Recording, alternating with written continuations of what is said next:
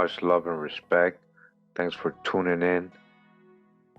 This is part 2 of this installment, talking about Israel and the nations of Europe.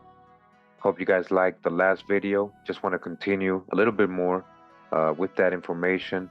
Of course, this opens up to so many topics and a lot of information that I can do videos on. We're going to be talking about a lot of things today, including, of course, Jeremiah as Ollam Fodla, the line of Zarah, and the line of Perez, Tephi, and Eochaidh Heremon, the stone of destiny or Jacob's pillow. We'll also be talking about the affinities of the Gaelic language with the Hebrew. Yes, Gaelic comes from the Hebrew. All this and more. We're going to read a couple books here. Hope you guys enjoy. Before I begin, though, I just want to remind everybody, I did get some comments on part 1. A lot of people are very confused. They think I'm talking about complexions and pale-skinned people, modern-day people, not understanding that we have already gone over who the original Europeans, what the anthropological books are saying they look like. I got many videos. If you're new to my channel, make sure to catch up. I mean, just for example, just recently, I made a video, Swarthy Queen Elizabeth. Yes, Queen Elizabeth was a so-called Negro person. She was dealing with the King of Morocco in the Anglo-Moroccan alliance. Make sure to check that video out. Apart from that recent video, I got many series. I've done many topics. One series is this one, European coat of arms of Black noble families. And we went over so many different family crests depicting what you see here in front of you. Each video, this one's 44 minutes, contains many images, as you can see here, and it gives you a description of what this is, and it doesn't say anything about any of these people being slaves. So this is part 4. This is part 5 right here, just so you guys can see. All right, in these 5 videos. Part 3 right here, again, we went over so many, just like this one. Even wearing the Pope's hat, right? Many different images, as you guys can see, all over Europe being depicted. So we're not talking about just pale skin.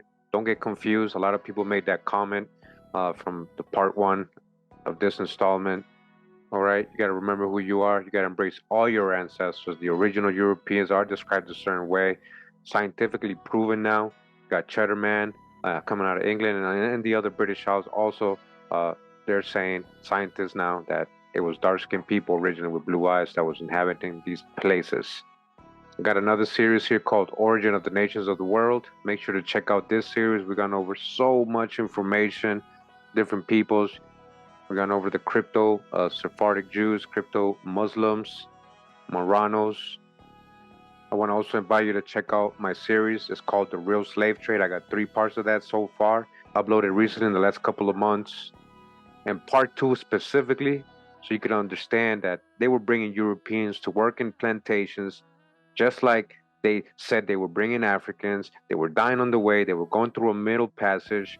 They were being sold when they got here. Everything that described they did to so-called Africans, they were doing to Europeans.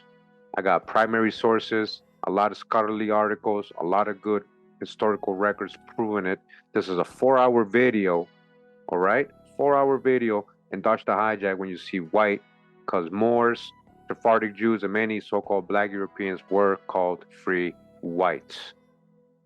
There's another video I got. It's called Scottish Highland Clans Describes as Dark-Skinned People in Historical Sources. This one's really quick. It's literally promoting other videos, but I just wanted to show this one real quick. And it says here in this scholarly book, it's called The Annals of the Caledonians, Picts, and Scots, and of Starklight, Cumberland, Galloway, and Murray by Joseph Ritson. This is what he's saying the Highlanders are generally diminutive with brown complexions and almost always with black curled hair and dark eyes. These Highlanders or Irish Scots cannot therefore upon his own hypothesis be a race of Scythians, as he elsewhere asserts and pretends to prove that the Scythi Scotti and the Scythi Gotti are one and the same people. Because he's saying, oh, because these are dark, they can't be the Scythi. Remember what Scotti means, sons of Isaac, same people as the other person was saying. So who's the Highlanders? Brown complexion people with black curled hair and dark eyes. I also invite you to check out my 2 Black Irish videos. This is part 2. This is a 2.5-hour video filled with sources after primary sources. Okay?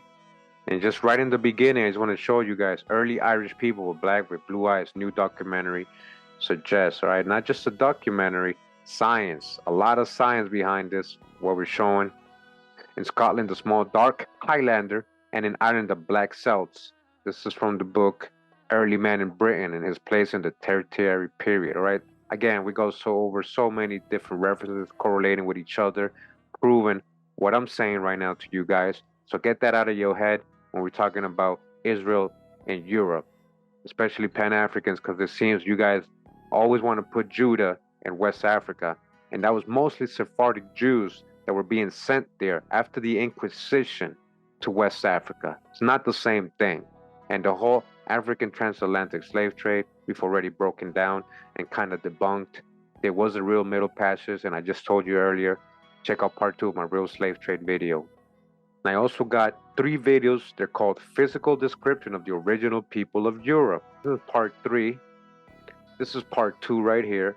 And again, they're all filled with sources after sources after sources. This is part 1 right here. As you guys can see, the inhabitants of this isle were well proportioned, generally brown and some of black complexion.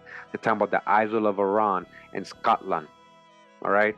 Again, this is the kind of stuff we already have gone over. We've already proven that not all Europeans were pale-skinned. And just to finish up, make sure to catch my Ireland or of the Chaldees series. I got, I believe, 3 of those videos, 3 or 4. This is part 2 right here. Where's the real Chaldea?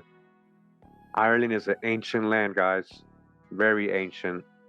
And the Israelites knew that. And just to go ahead and make sure to watch my Swarty Stewart, King James, and his Black Jacobites video. We've proven beyond a doubt that all Europeans weren't so-called pale skin. We've shown many sources, many family crests, many anthropological books. As you guys can see here, this is just one book that we've shown. We have descriptions from the 1700s of the Jacobites, you know, what they look like from a spy that was sent. As you guys can see here, this is King Charles, Duke of Somerset, and he is described, as you guys will see here, he is of middle stature, well-shaped, a very black complexion, a lover of music and poetry, a good judgment, and by reason of great hesitation in his speech wants expression, he is about 42 years old, all right? Very black, so-called black. Another thing we show in this video is the Jacobite gleanings. This is a ship manifest from 1745 of the Jacobite prisoners that were being sent to the plantations of the U.S., and they are being described here. This is their name, Adam, as you guys can see, remarks brown, black curl hair, brown complexion, black, ruddy, brown, dado, black. All right, so make sure the guys catch this video from the beginning. They lied to us about history. You guys got to wake up. Everything connects. It all makes sense when you start looking at history the correct way. But I just wanted to show you guys, we're not talking about just pale-skinned people. Stop assuming that. If you're new to my channel, that has to be the reason why you're leaving these comments. You got to catch up to the presentations. We've already gone over all the anthropological books and sources describing the original Europeans. We're going to get into this book. This book is called Judah's Scepter and Joseph's Birthright, an analysis of the prophecies of Scripture in regard to the royal family of Judah and the many nations of Israel by Reverend J.H. Allen. This is from 1917. Shout out to a new breed who put me onto this book about, well, like 4 or 5 years ago. And we've been holding this book. Well, I've been holding it here and just waiting for the right moment where we all were at a level we can understand what we're reading. We've learned so much the last couple of years, and we're still learning. Now, here are the contents of this book. First part, literally like telling you biblical history or genealogy and stories. And then the second part is when it, talks about where they went. In regards to the topic that we're going to discuss today, the lineage of Judah and other Israelites in Europe. It says here in part 2, chapter 5, a royal remnant that escapes. And remember, this is regarding after Nebuchadnezzar had invaded Jerusalem, and the king of Judah, Zedekiah, and killed all his male heirs and all of the Judah nobles. So Jeremiah with some of the survivors and the princesses or the king's daughters escaped. As we're going to read here, this Nebuchadnezzar allowed that to happen. So it says here, when Nebuzaradan or Nebuchadnezzar, this is how it's called here, Nebuzaradan, Dan, the captain of the Chaldean guard, remember who the Chaldeans are, gave Jeremiah privilege to go where he pleased and provided him with all that was needful for the journey. The record further declares, then went Jeremiah unto Gedaliah, the son of Ahikam, to Mizpah, and dwelt with him among the people that were left in the land. The next verse of the same chapter states that people who were still in the land were the poor of the land, of them that were not carried away captive to Babylon. This Gedaliah, the son of Ahikam, was the man whom the king of Babylon had made governor of what little there was left in Judea. For he had taken the masses of the people into captivity to Babylon, and made servants of them. It seems that since the capital city of Judea was now destroyed, Gedaliah had been compelled to set up a provincial government in some other city, and had chosen Mizpah.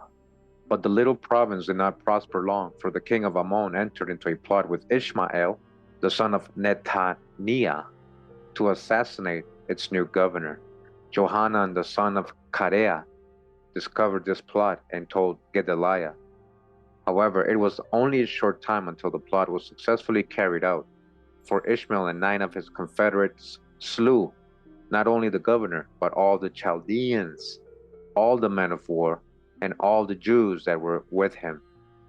Then Ishmael carried away captive all the residue of the people that were in Mizpah, even the king's daughters, even the king's daughters, whom Nebuzaradan or Nebuchadnezzar, the captain of the guard, had committed to Gedaliah, the son of Ahikam, the son of Netaniah, carried them away captive and departed to go over to the Ammonites.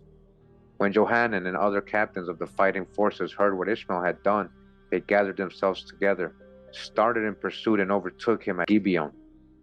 All right, so the story continues. They eventually make it into Egypt.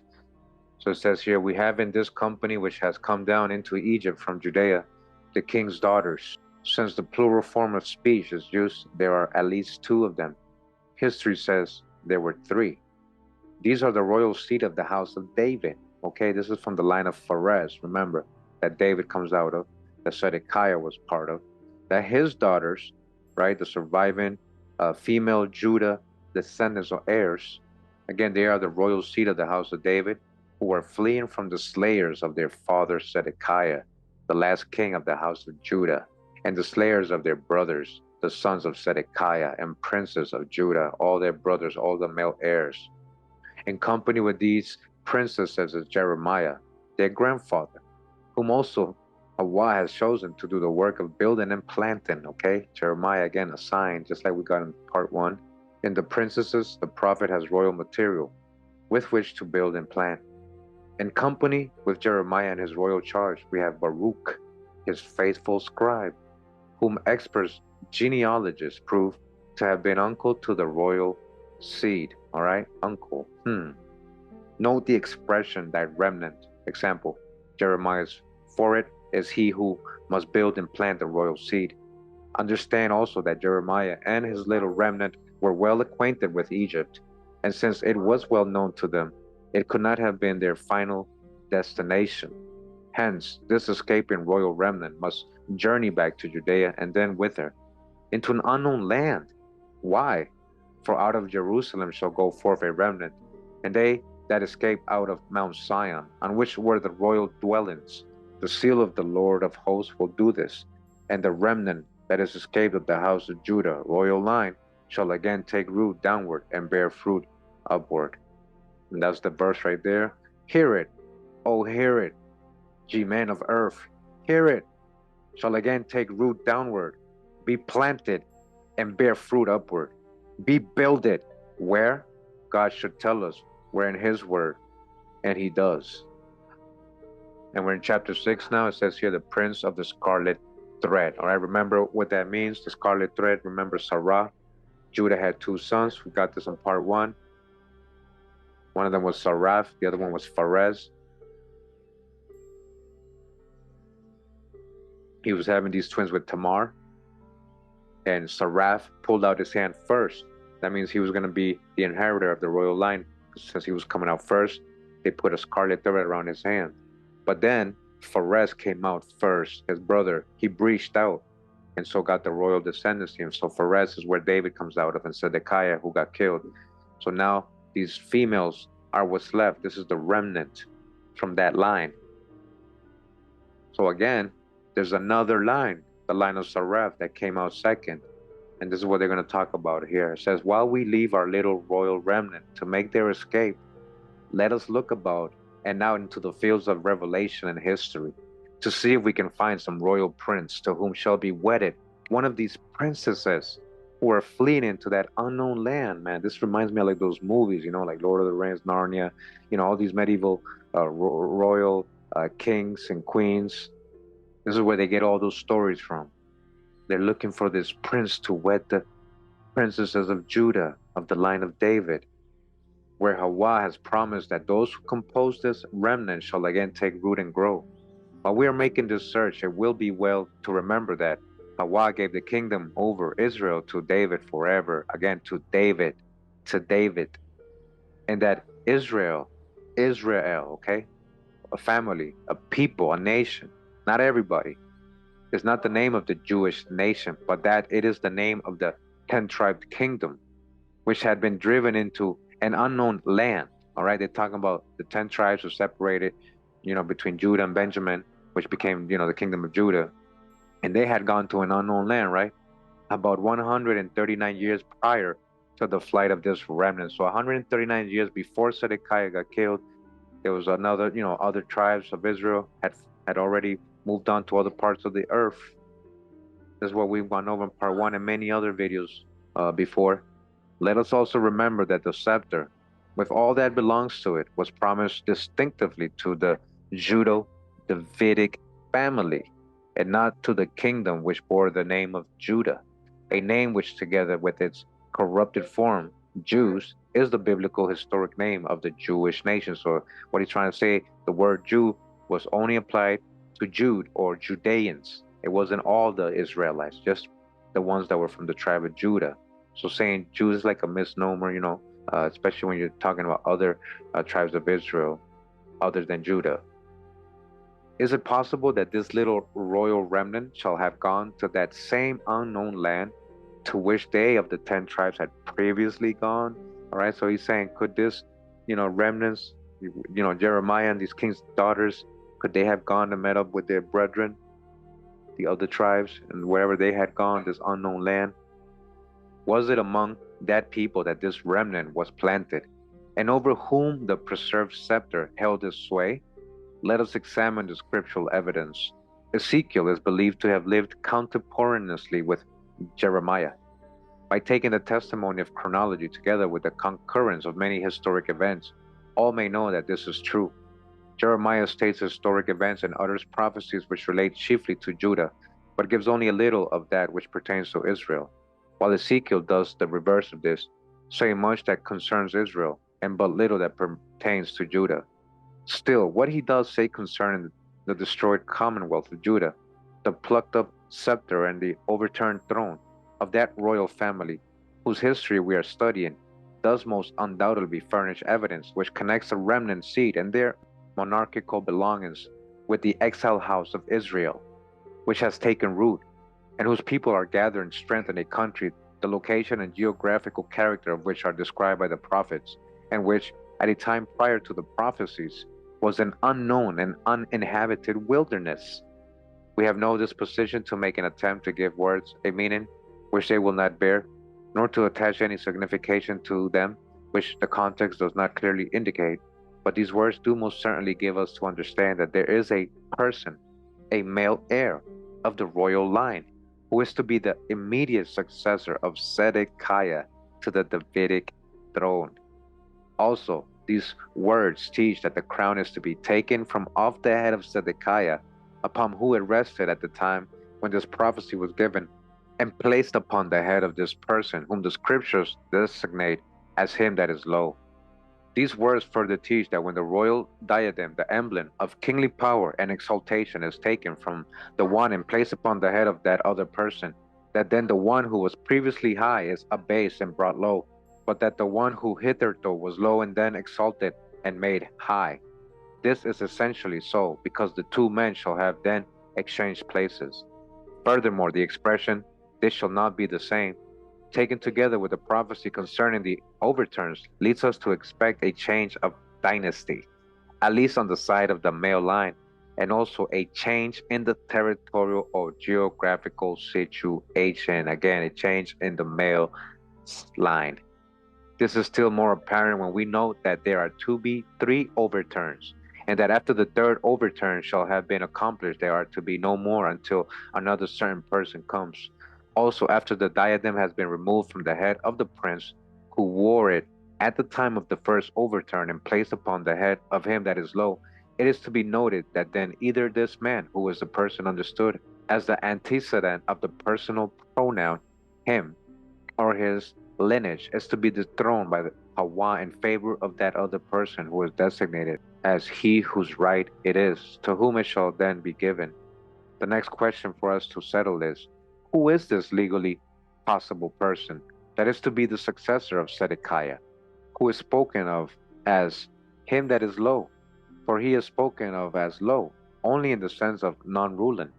By consulting the 38th chapter of Genesis, we will find a record of the conception and birth of twin boys, whose conception and birth were both accompanied by such extraordinary circumstances that the question of their parentage is forever settled. For Tamar, the mother did willingly stood in order that she might conquer Judah, the father, and compel him to do justice by her. The never to be forgotten manner in which Judah was forced to acknowledge that those children were his offspring. Right? Remember what happened? Tamar, made him think she was a harlot and made him had, because he had promised his 3rd son and he never did it. So she made him get her pregnant. And that's what they're talking about right here. The never to be forgotten manner in which Judah was forced to acknowledge that those children were his offspring and that their mother was more righteous than he, does most certainly place the fact of their royal lineage beyond the possibility of cavil. When the mother was in travail and after the midwife had been summoned, there was the presentation of a hand. Then for some reason, either human or divine, the midwife knew that twins were in the womb. So in order that she might know and be able to testify which was born first, she fastened a scarlet thread on the outreached hand. All right, so this is Zarah. Zarah pulled out his hand first, so she put a scarlet thread to signify this was the one that had come out first. Since Judas was the royal family in Israel and the law of primogeniture prevailed among them, it was essential that this distinction should be made so that at the proper time the firstborn or eldest son might ascend the throne. After the scarlet thread had been made secure on the little hand, it was drawn back, and the brother was born first.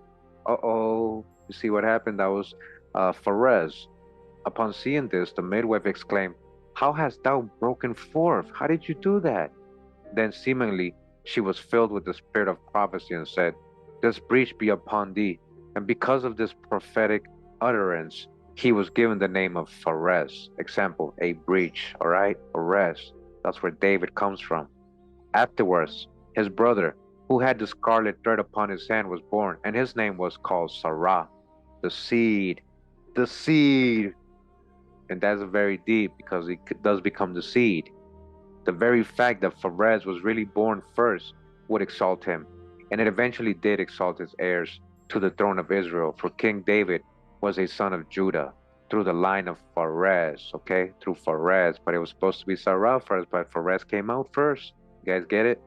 But just so surely as this son of Judah and father of David, who was the first one of the line to sit upon that throne, was given the name of Pharez, just so surely must we expect, with that little hand of the scarlet thread waving prophetically before them, that a breach should occur somewhere along that family line.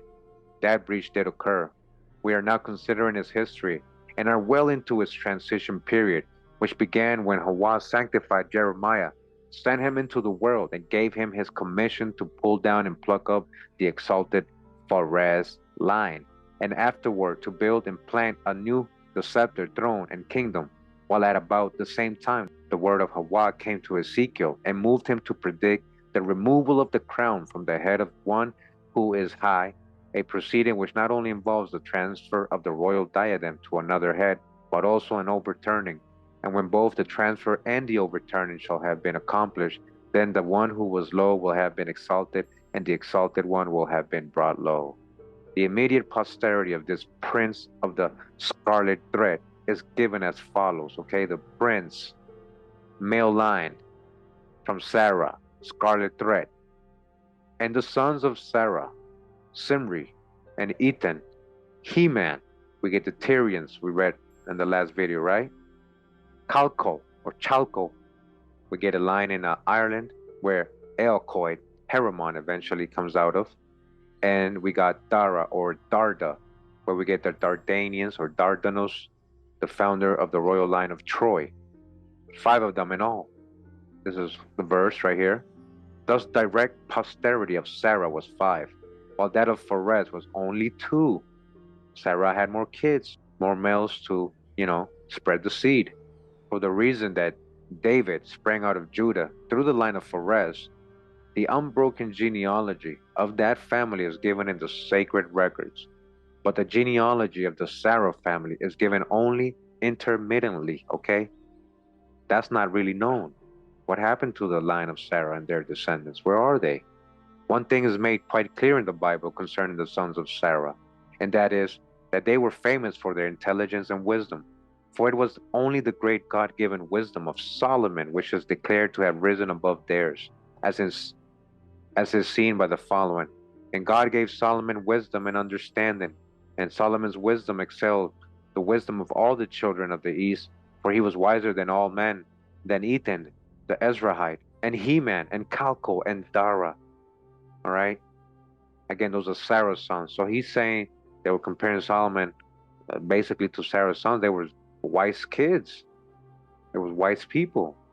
Furthermore, we find that 2 of them, Ethan and Heman, were also noted singers. Singers, as we find by consulting the 15th chapter of 1 Kings and the 19th verse, by noting the titles of the 88th and 89th Psalms. We also see that one of them was composed by Heman, the Ezrahite, and that the other was the song of Ethan, the Ezrahite. It is not at all unlikely, and would be but natural, that the Simri, who overthrew Baasha, the 3rd king of Israel, not Judah, belonged to the posterity of Simri, the firstborn son of Zarah. All right, it's a Judah, all Judah, son of Judah and twin brother of Perez.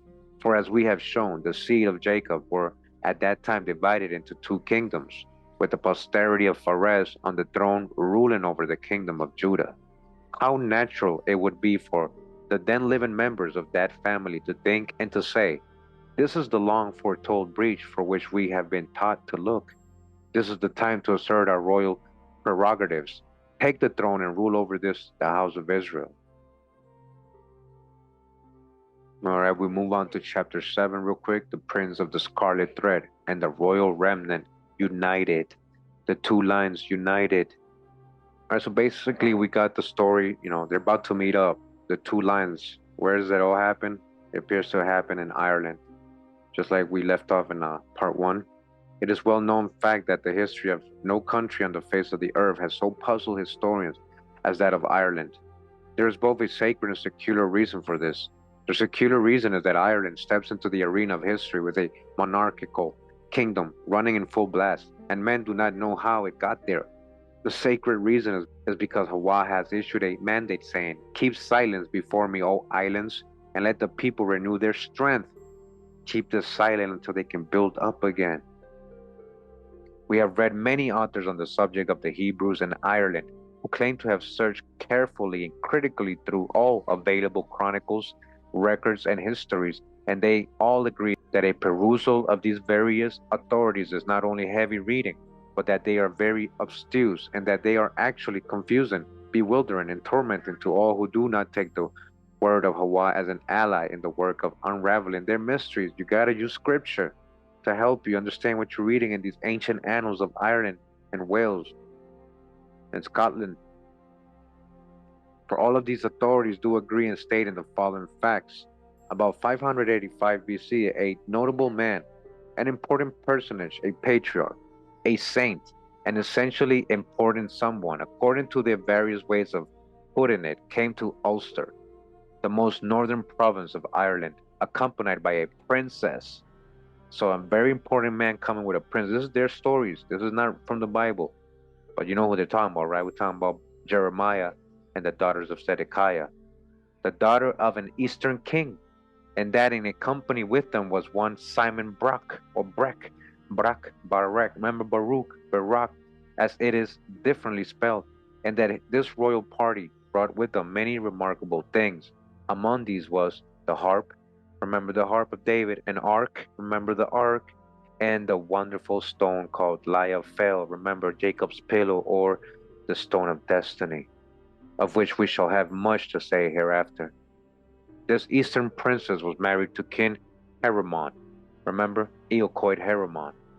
She married him. That's where we left off in the last video, right? On condition made by this notable patriarch that he should abandon his former religion and build a college for the prophets.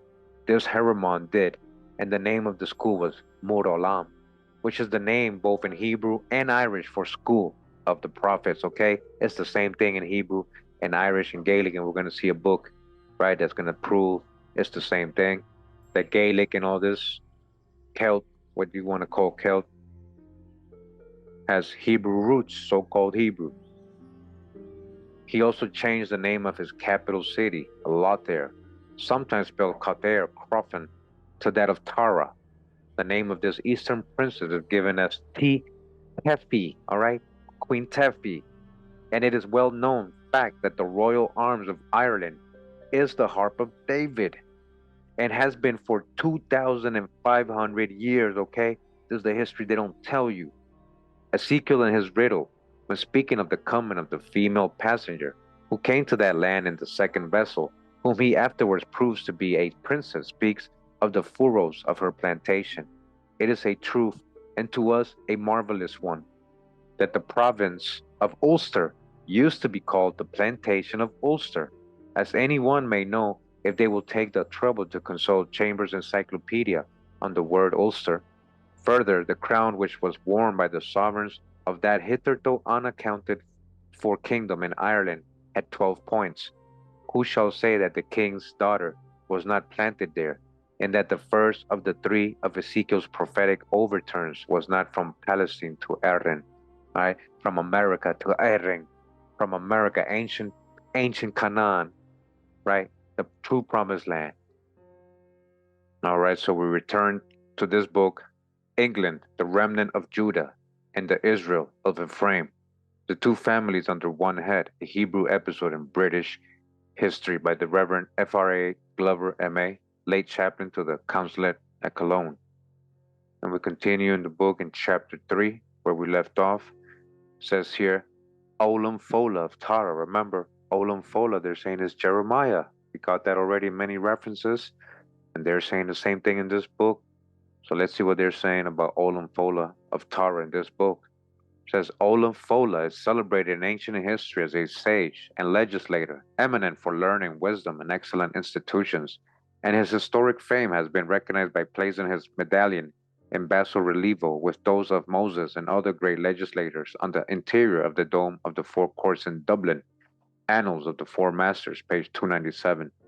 The ancient records and chronicles of the kingdom were ordered to be written and carefully preserved at Tara by Ollam Fodla, and these form the basis of the ancient history of Ireland called the Psalter of Tara. And again, that's from the Annals of the Four Masters, page 297. This is real history. Ollam Fodla, Jeremiah. Ollam Fodla, pronounced Olaf Fola, is a man well known of thought, not accurately known in Irish tradition as a great monarch, sage, and lawgiver. He is mentioned thus in the Annals of the Four Masters, page 412, amongst the most celebrated kings of Ulster. Remember Ulster, where Jeremiah first landed, the Ulster plantation? Who also reigned as monarchs of Ireland was Ollam Fodla, or Ollam Fodla, the famous legislator whose reign is placed by Tigernach, O'Flaherty, and others about 7 centuries before the Christian era. He founded the conventions of Tara. This is that Eochaidh, Ollam Fodla, Heremon, Ardgrith of Tara, of whom the Chronicles of Eri make such an ample and honorable mention. Their kings had many names and titles. These titles have been branched out into persons and inserted in the list of real monarchs, by which means the chronology of Egypt has been greatly embarrassed. So, as Brian said, of Egyptian history and chronology may be said of Irish, as Mr. Moore well suggests, Moore's Ireland, page 161. This case, however, affords an example of the converse evil, a compound in which mere titles have been converted into a man, and two persons thrown into one. Ollam Fodla is no king at all, is not the name of a king, nor of any individual. It is, if we are to judge of his true position by the circumstantial evidence that the case affords the title of an official, we have to prove that his office was made and filled by the prophet Jeremiah as Ard Olam. The Ollam Fodla of Irish history was the chief and first and founder of the order of Olams in Ireland. This was an order not of kings, but of priests or sages, druids so called, more properly Draoi. As General Valencia insists, they were not pagans, they were simply deistical teachers. This Ollam Fodla founded also a college of Olams at Tara, or as the Hebrews would say, a school of the prophets, but not a college of kings. Whoever heard of an order of kings or a college of kings? Therefore, this Ollam Fodla is not in his presumed name a king by reason of this word Olam. The word Olam has a meaning. It is a Hebrew word.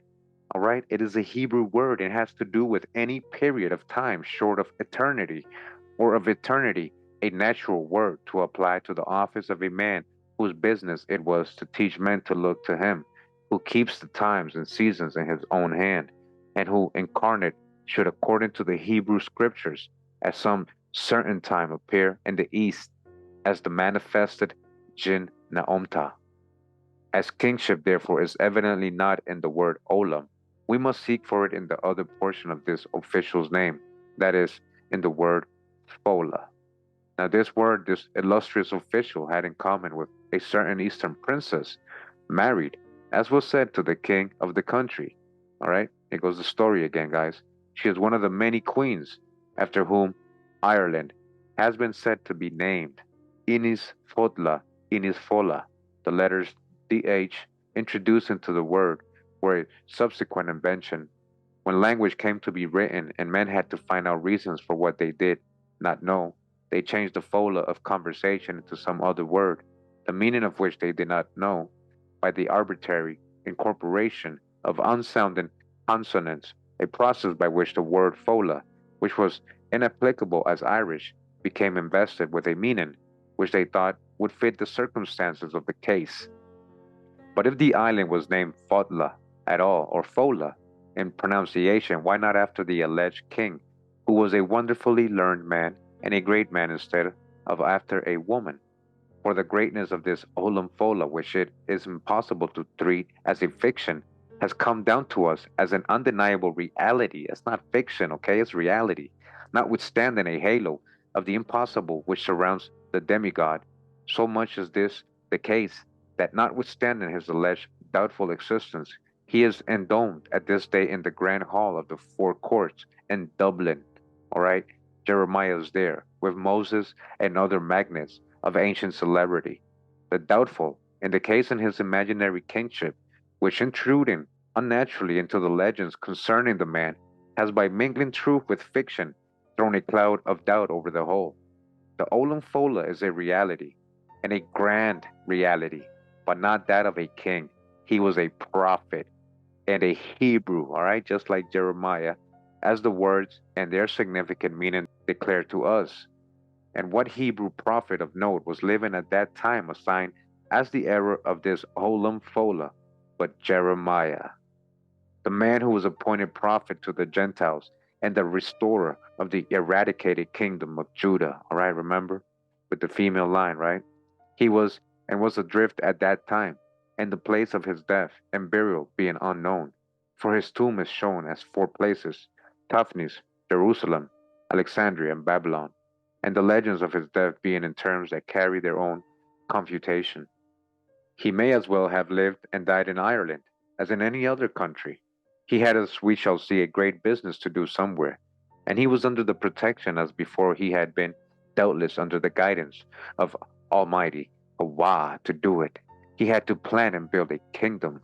With respect to the reason as to why Ollam Fodla might have been concluded to be a king when he was none other than a prophet, it is easy to suppose that the conductor and guardian of the king's daughters would, as guardian of these high-destined women, be held by the vulgar and by the bards also in course of time as himself a king. The character also which he had, the position he filled, and the relation in which he stood toward them, and Hawa, and whose name he spoke and whom he represented, would necessarily inspire that admiration and profound respect for the man which the kings who knew him readily according him would by the same vulgar be interpreted into kingship over them. Continue a little further in chapter 3. It says here, I have, however, no desire to encumber my hypothesis with any argument as to whether the Ollam Fodla of Irish tradition is or is not a mistake for Jeremiah the prophet. I feel that the case of the presence of the illustrious seer in Ireland is made out on other grounds, that indeed he must have been the transporter of the stone, the conductor of the king's daughters, and the planter of the standard of Judah in Ireland. I was satisfied of this long before I heard even of the existence of this Ollam Fodla, or a word of the legend of his having been instructor to the warrior king Finn MacCoil. Again, warrior king. But one, as the existing history of Ollam Fodla is inconsistent with itself. Two, as his kinship is evidently a fiction, while the facts of his reality and his wisdom cannot be denied. And as 3. Moreover, the chronology of the real individual is brought down to accord with the times of the prophet. And as 4, his acts are exactly those that the prophet's acts would have been, had he had the power to do as he would have felt it to be his duty to do, in establishing an order of learned men to carry on the knowledge of that law, the Torah, right? Torah. You guys see where they got Torah? That plantation of Torah, that city with Jeremiah or Ollam Fodla. Torah is Torah, the law. So-called Old Testament. It's not old. Who says it was old? And who told you we needed a new one? Which he certainly would have brought with him and left with them, all right? He brought the Torah with him. With the office of Judhan Moran, of which 5, he was evidently the intruder. I submit, 1. That the Eochaidh Ollam Fodla Heremon Ardri of fiction is when reduced to its proper elements the description of 2 officials instead of 1 person, and no fiction. So now what he means, remember that it's Ollam Fodla, that's Jeremiah, and then Eochaidh Heremon is the king that married Tephi, so it is 2 different people.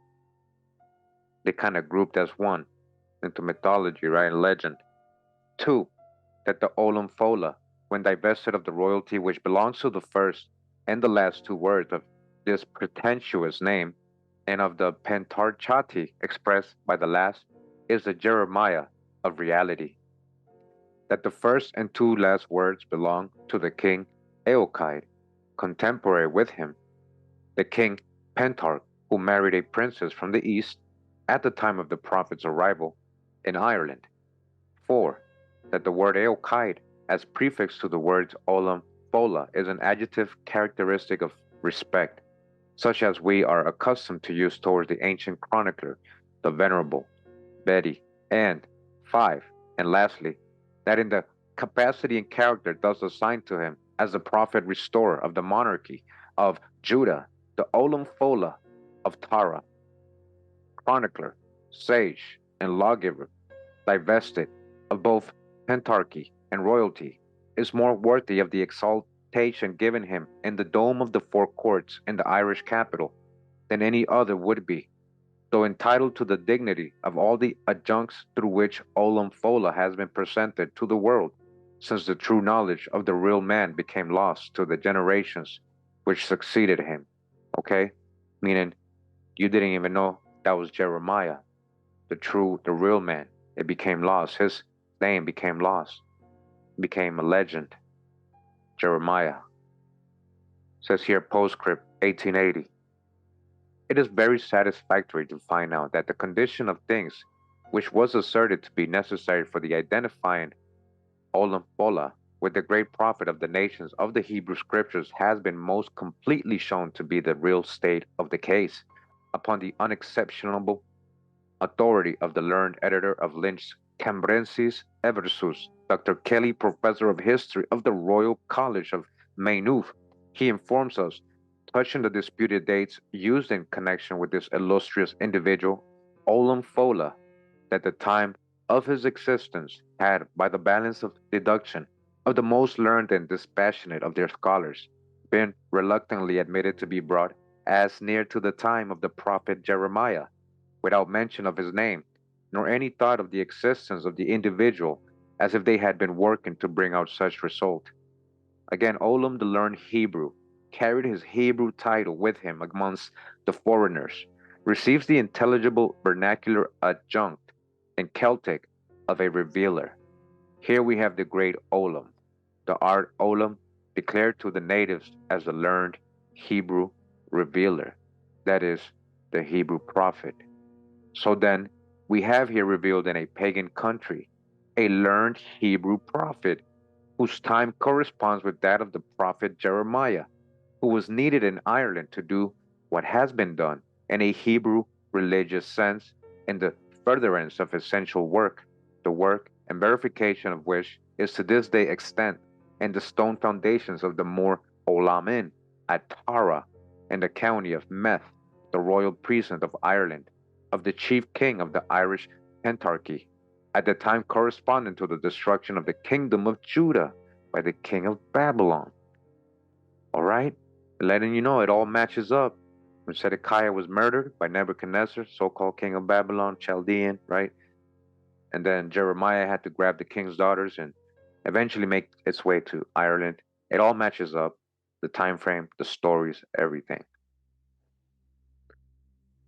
All right, so real quick, since we're talking about Israelites and Hebrews, Semitic people in Ireland, the British Isles, knowing that and also knowing what we have learned in previous videos regarding phonetics, language, writing, Paleo-Hebrew, the ancient pictograph, where we get today's modern letters and modern languages.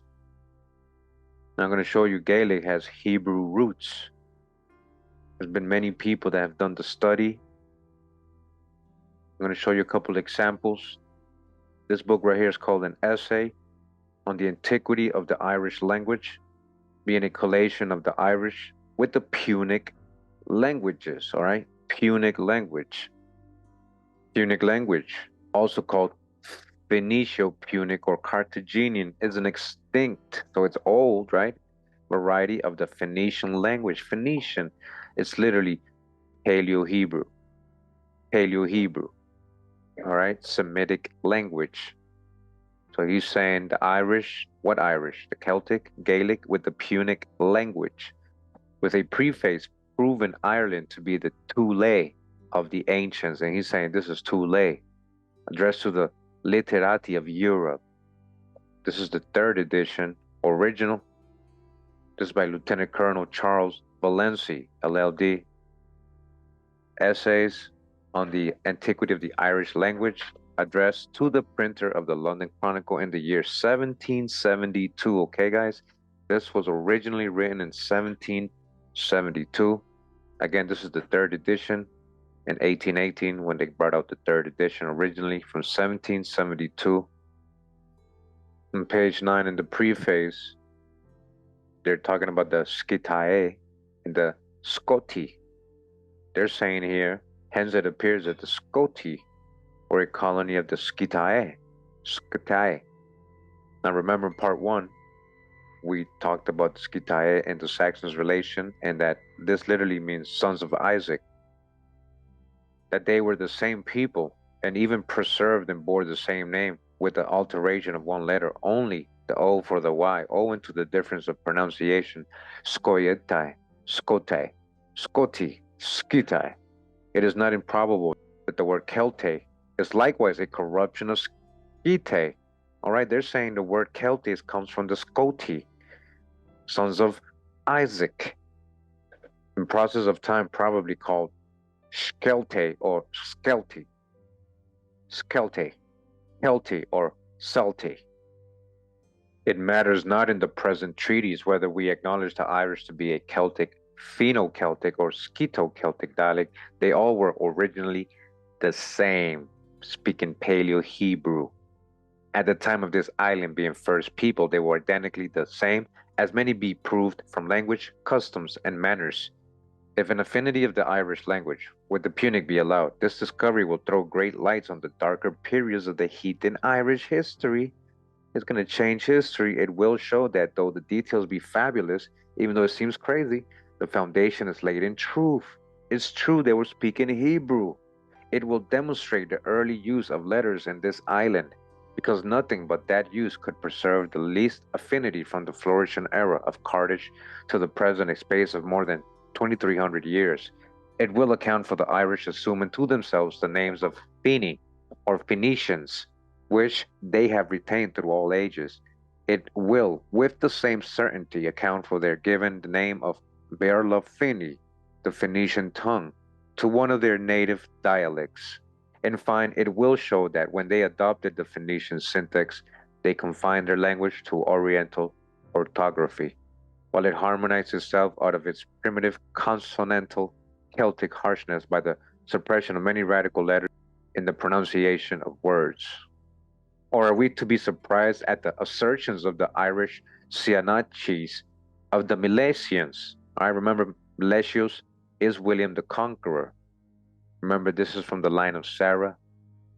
So again, Milesians or Fenians finding themselves understood by the natives at the time of their landing, for the ancient Gauls who also colonized this country, as well as Britain, spoke the same Fenian dialect, all right? Old Paleo-Hebrew. They all spoke Old Paleo-Hebrew. It says here in, I guess, chapter 1, an essay on the antiquity of Irish language. It has been generally thought that the Irish language is a compound of the Celtic and Old Spanish or Basque.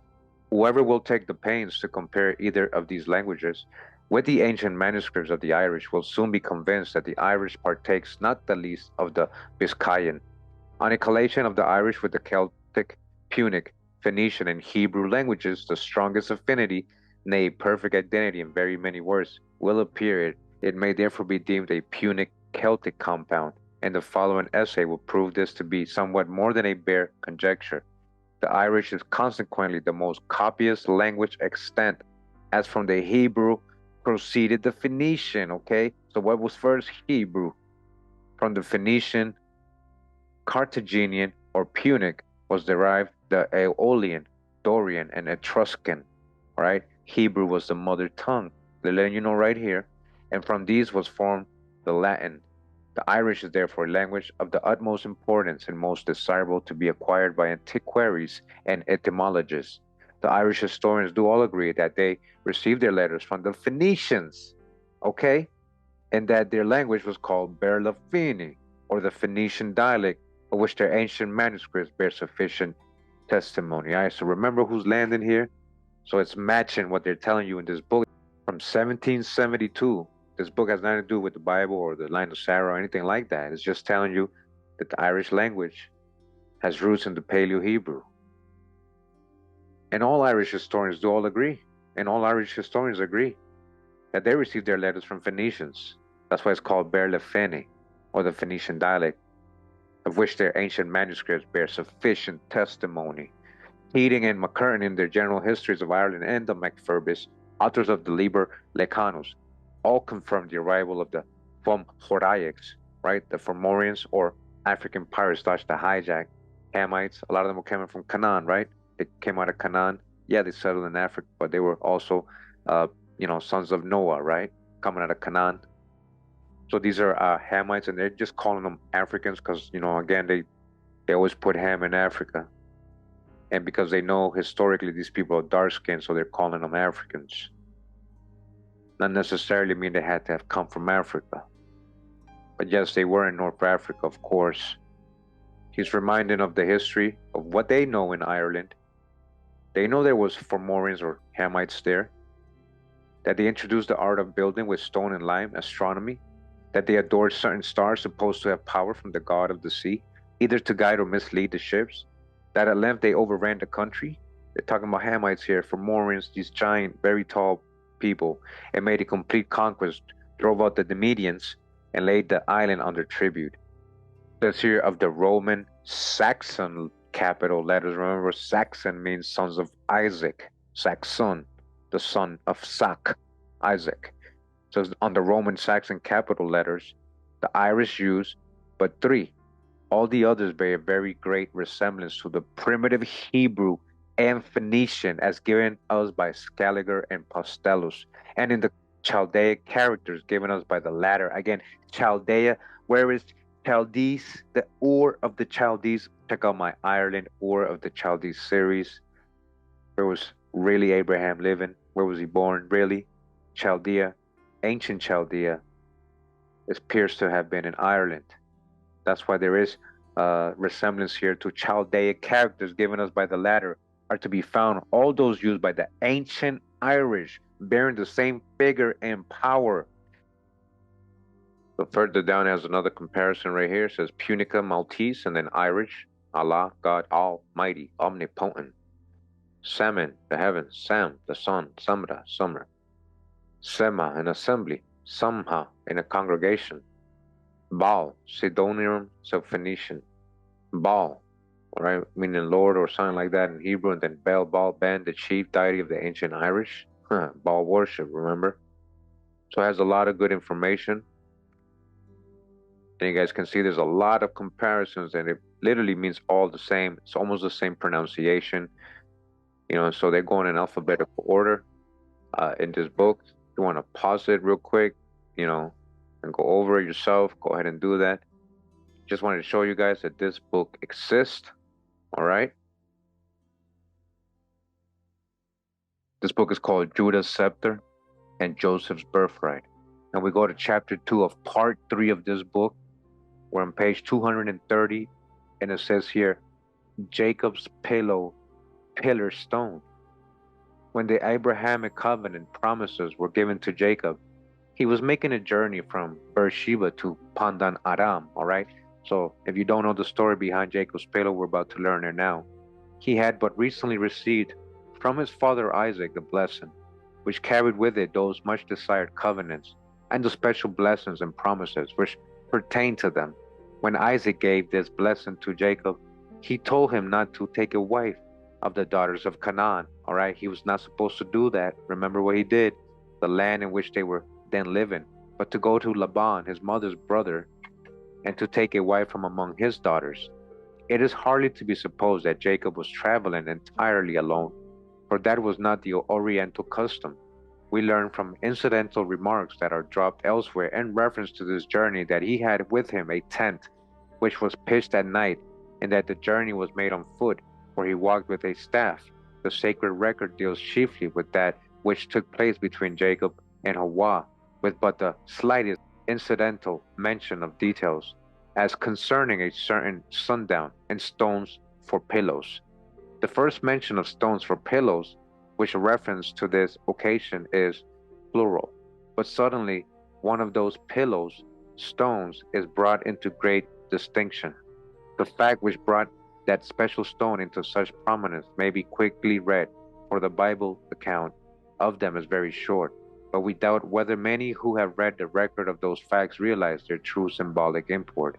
We doubt also whether we shall be able to explain, even approximately, not only the great distinction which has been bestowed upon that stone as a symbol, but also the exalted place it has occupied ever since it came into historic notice, or the supreme greatness of that position to which prophecy declares it shall yet be raised.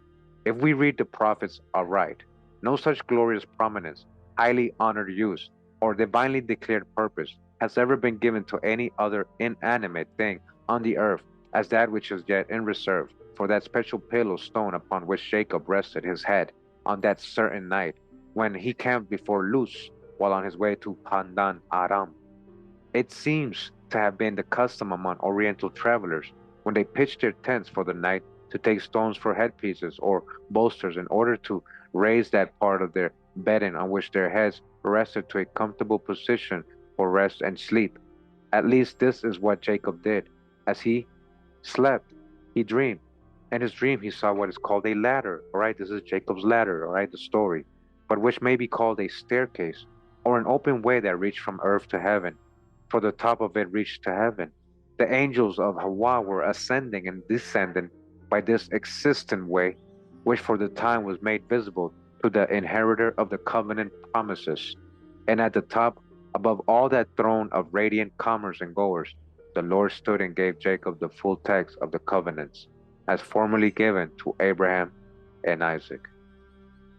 All right, so that's the story where the stone comes from. So he was using it as a pillow while he having this dream where Hawa is talking to him and saying, "Hey, you are the seed now. You are, I'm making my covenant with you now." So same speech he gave to Abraham and Isaac, right? Now he's giving it to him in a dream, almost like, think about the movie Wakanda, right? When they go and they go visit their ancestors. It's the same thing. So, upon hearing this, it says, it continues, thanks, he wakes up, all startled, all afraid, but all happy, all excited of this heavenly vision, pressed by the weight of responsibility, yet encouraged by the dawning gladness in his heart, and moved by the spirit of prophecy, took the stone upon which his head had rested and set it up for a pillar of witness. All right. So that's what ended up happening. So he grabbed the stone. It became a symbol for him, a special symbol. He made it a pillar. All right. So it keeps going about where Jacob did and ended up after that. But I want to get to the points of the stone, right? It says, now one point is settled beyond the possibility of doubt, that is that Bethel was a part of the inheritance which fell to the house of Joseph when the land of Canaan was divided among the children of Jacob. Okay, that was saying here, carry this stone. It became an inheritance, a special thing that needed to pass down. This brings us to a vital point concerning the subject in hand, namely, that not only Bethel, the city or place, but also that Bethel, the pillar rock, was given to the birthright family, and that Israel carried that rock with them into Egypt and in their subsequent journeyings in the wilderness. Okay, so Israel is the one that had the stone of destiny, not Judah. All right, so the stone eventually was given to Joseph. Joseph got the blessing and the covenant passed down to the birthright. So basically, the stone is being passed down. It's becoming a thing, right? This is a tradition. So eventually the stone ends up, with the royal family, which was, still Zedekiah. And so Jeremiah and the daughters actually ended up taking the stone, as he says here. We must also remember that Jeremiah and his little remnant were taken against their will and against the direct command of God to Egypt.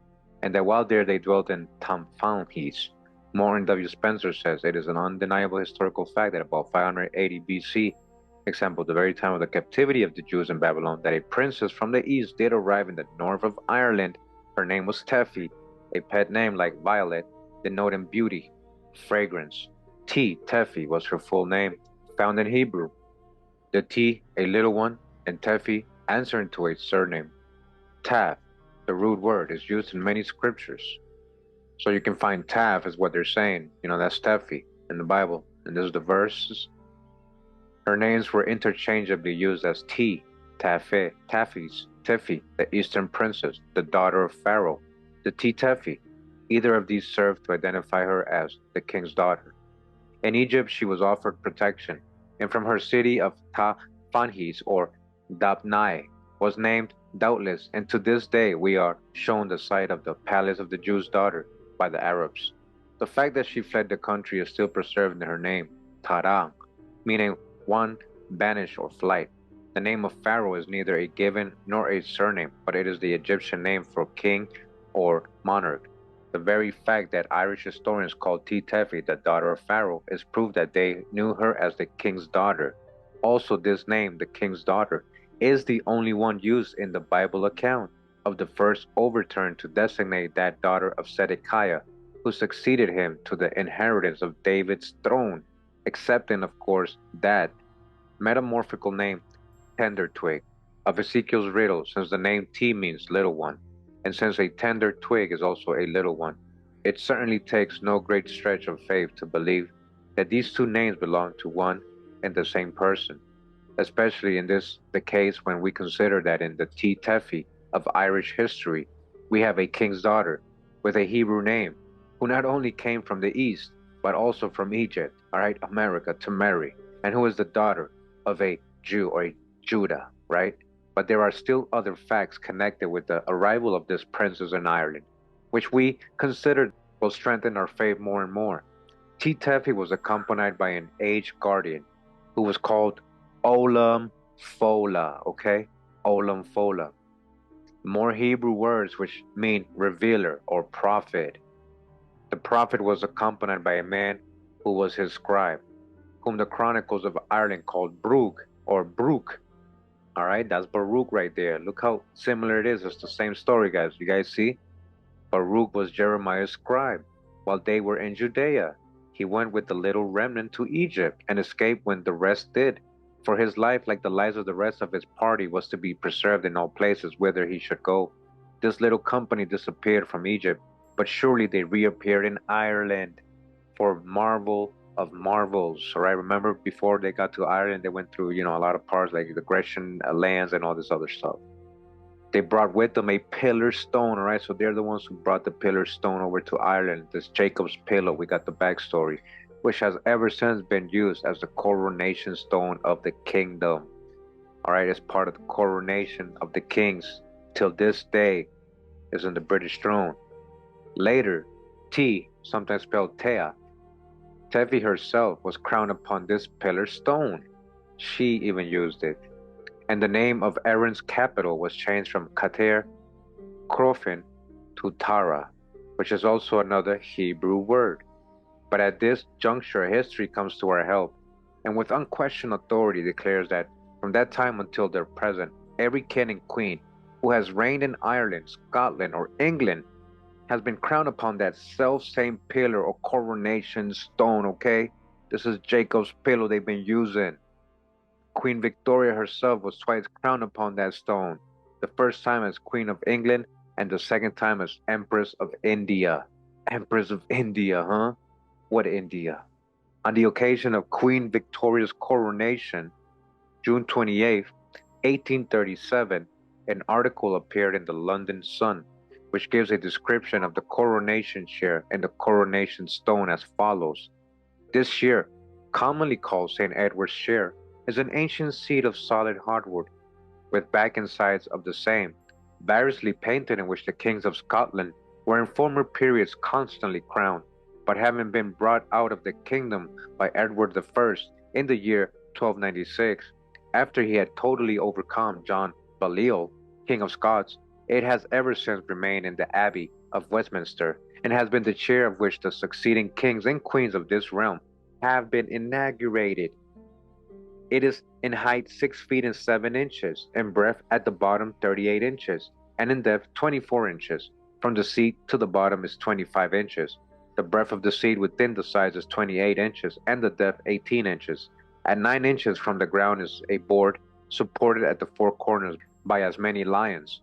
Between the seat and this board is enclosed a stone, commonly called Jacob's. Listen, this is a guy telling you the 1800s. They're telling you 1837 in her coronation. They're writing this. They're saying that in this chair that they've been using to coronate all their kings that they got from the Scots, who they got from the Irish. Remember, Jeremiah brought it. In this seat is enclosed a stone, commonly called Jacob's, or the fatal marble stone, which is an oblong of about 22 inches in length, 13 inches broad and 11 inches deep, of a steel color, mixed with some veins of red. History relates that it is the stone whereon the patriarch Jacob laid his head in the plains of Luz. They're even telling you they knew that. This, as you see, was published more than 60 years ago. So this is, 60 years after 1837 that this book was written, I guess the first time. Before it was thought possible that the Anglo-Saxons were the descendants of Joseph. Remember Saxon? What it means? Sons of Isaac, right? Letting you know right here too. Descendants of Joseph, the inheritor of the birthright blessing which God gave to his fathers, Abraham, Isaac, and Jacob. This article further says that this stone was conveyed into Ireland by way of Spain about 700 years before Christ.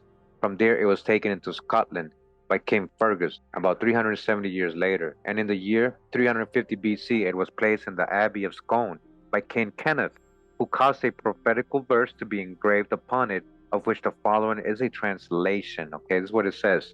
Should fate not fail, where this stone is found, the Scotch shall monarch of that realm be crowned. This antique regal chair, having together with the golden scepter and crown of Scotland been solemnly offered by King Edward I to Saint Edward the Confessor in the year 1297, from whence it derives the appellation of Saint Edward's chair, has ever since been kept in the chapel called by his name, with a tablet affixed to it, whereon several Latin verses are written in Old English characters.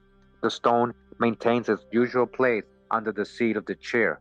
Prior to the time that King Kenneth had his verse engraved on that coronation stone, there was a prophetic verse which had attached itself to it, which Sir Walter Scott has rendered one word accepted as follows: unless the fates are faithless grown, and prophet's voice be vain, wherever is found this sacred stone, the wondrous race shall reign.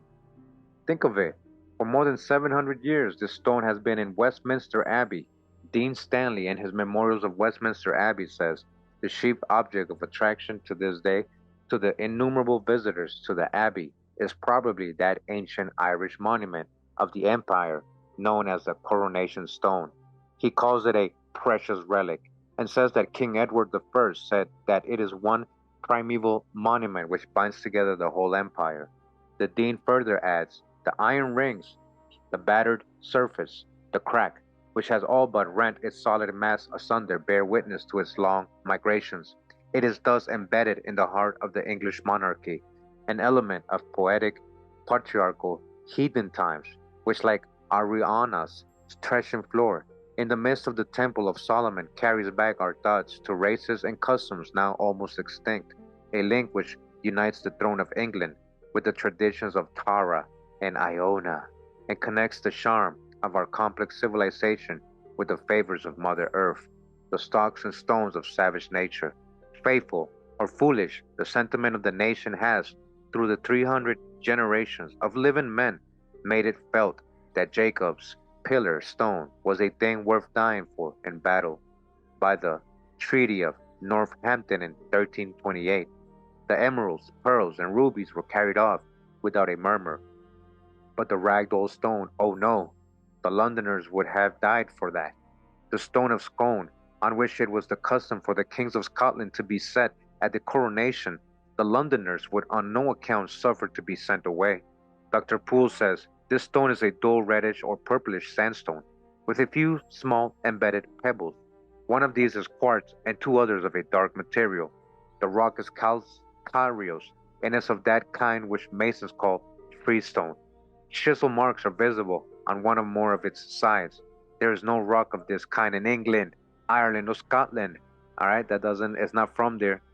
But the Reverend Canon Tristram says that there is a stratum of sandstone near the Dead Sea, just like this stone, which by the English people is called Jacob's Pillow Stone.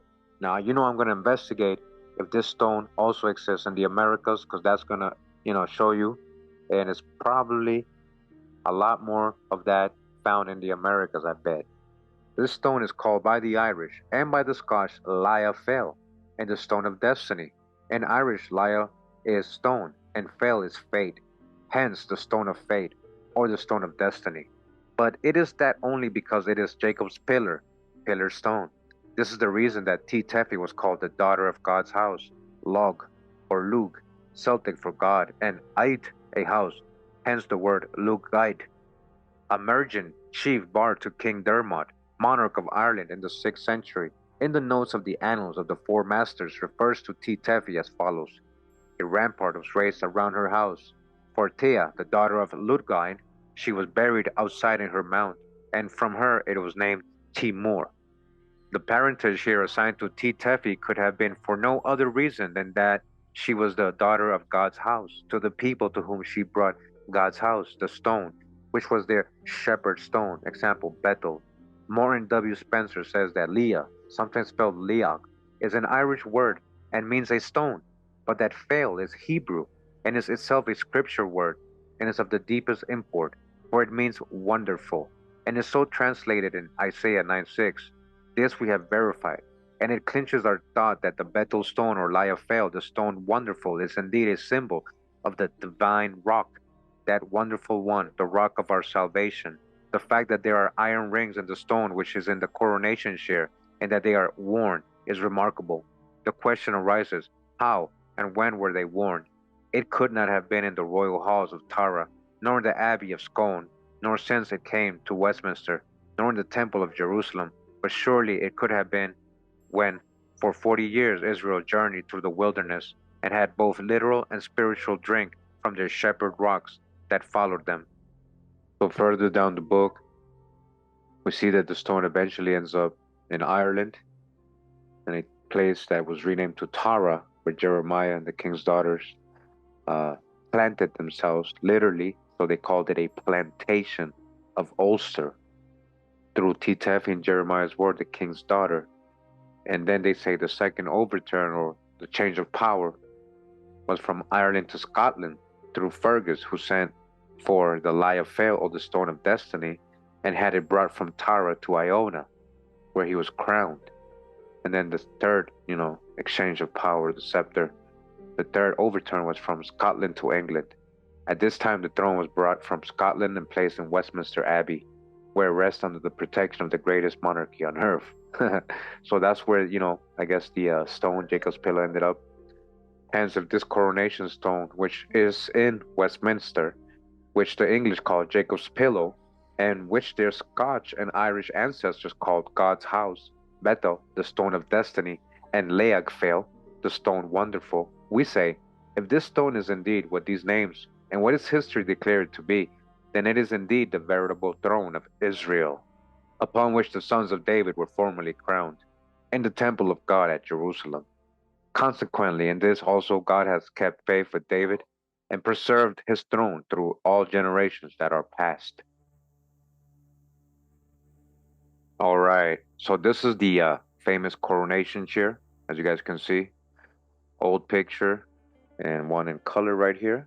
You see the stone under the chair where they sit. That's Jacob's pillow. That's the one that he fell asleep on, had his dream. He saw the ladder, the one they carried all over the place until they reached Ireland, Ulster. From there, made its way to Scotland. On the way, all the Irish kings and the Scottish kings used it for their coronation. Then it went to England, where they've been using it till this day for their coronation. The famous stone of destiny, Jacob's pillow, it's right here. This is a real thing. This ain't just about religion. It's talking about a lineage, a real people, a chosen people. All right, so we're going to go back to the book we were reading earlier. Is again England, the remnant of Judah, and the Israel of Ephraim, the two families under one head, a Hebrew episode in British history by the Reverend F.R.A. Glover, late chaplain to the consulate at Cologne. Says here, chapter 6 from 1860, Liaphel, the stone of destiny. Next, with respect to the stone of destiny, it is in the legend itself attached to it that we have the highest evidence of a priestly presence in the inaugurator of the stone, and herein of the official and providential inauguration of the seed of David on the throne of Israel to wield the scepter under the standard of Judah, according to the intimation on the last words of the 10th verse of the first chapter of the book of Jeremiah.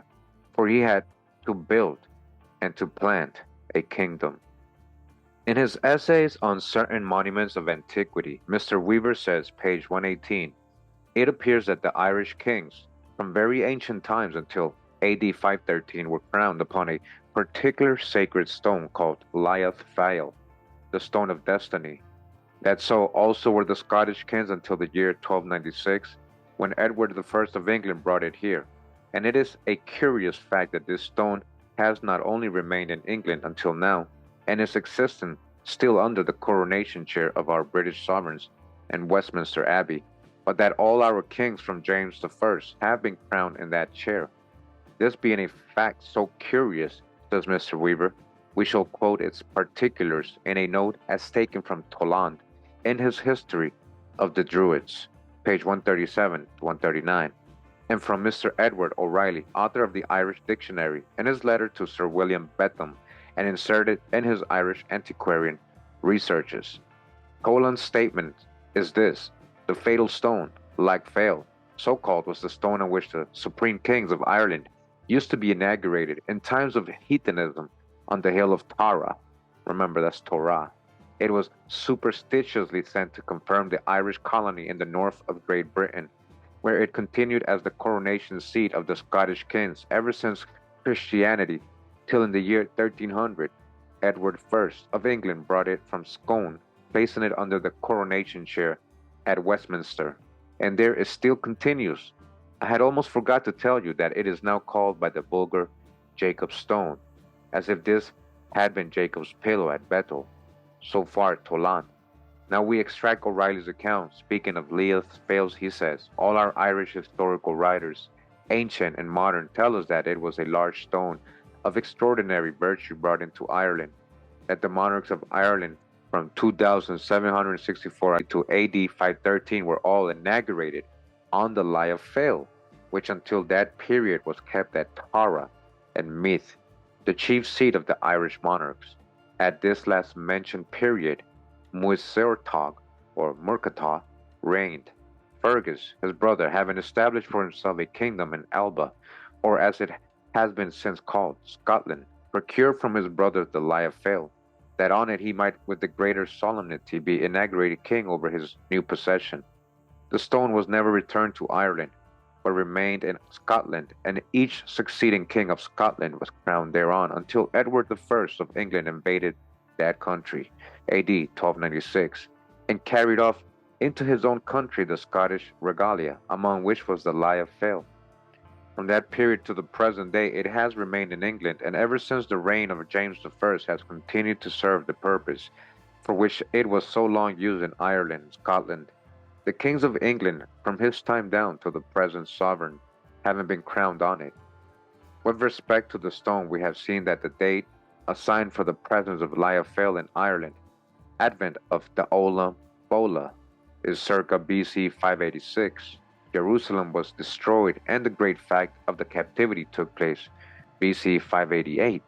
If the continuing a little further down in the chapter says about the year 588 BC, Jerusalem was taken by Nebuchadnezzar, king of Babylon, and so considerable a portion of the people was carried away that after the raid made upon the remnant left behind by Ishmael the son of Netaniah, remember we read this earlier, and the subsequent migration of the remains of the remnant to Egypt, the place was almost entirely deserted. On the departure of the main body for Babylon, the prophet Jeremiah was allowed the option by the monarch to go to Babylon or to remain behind. For reasons best known to himself, he decided to remain at Jerusalem, example at Mizpah. And he made use of this license to secure those invaluable endowments of the first temple, which if lost could never be replaced.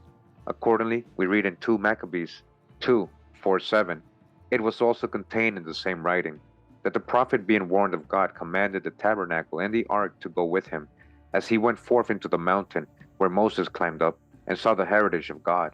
And when Jeremy came thither, he found a hollow cave, wherein he laid the tabernacle and the ark and the altar of incense.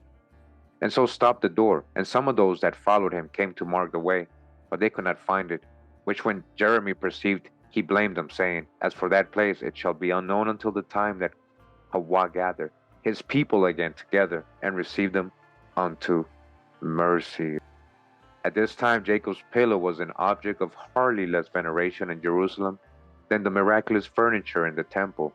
And as we find that in the subsequent capture of Jerusalem by the Caliph Omar and his veneration for the rock shown to him by the patriarch as Jacob's pillow, he immediately gave orders for a mosque to be built over it in honor of it, which we know to have been a fictitious pillow. We believe in, we have the true one.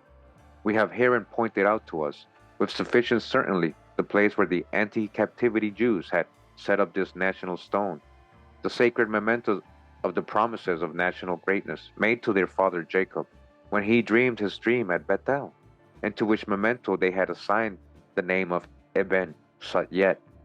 A little further ahead is In proportion as was the reverence of the nation for this stone as a national emblem, one representing the destiny of the nation, so might a man who had the intention and felt the duty weighing upon him to reestablish the scepter of Judah towards the reunion of the two families, remember Perez and Zarah, of Israel, very well feel the necessity of being accompanied by such a national monument.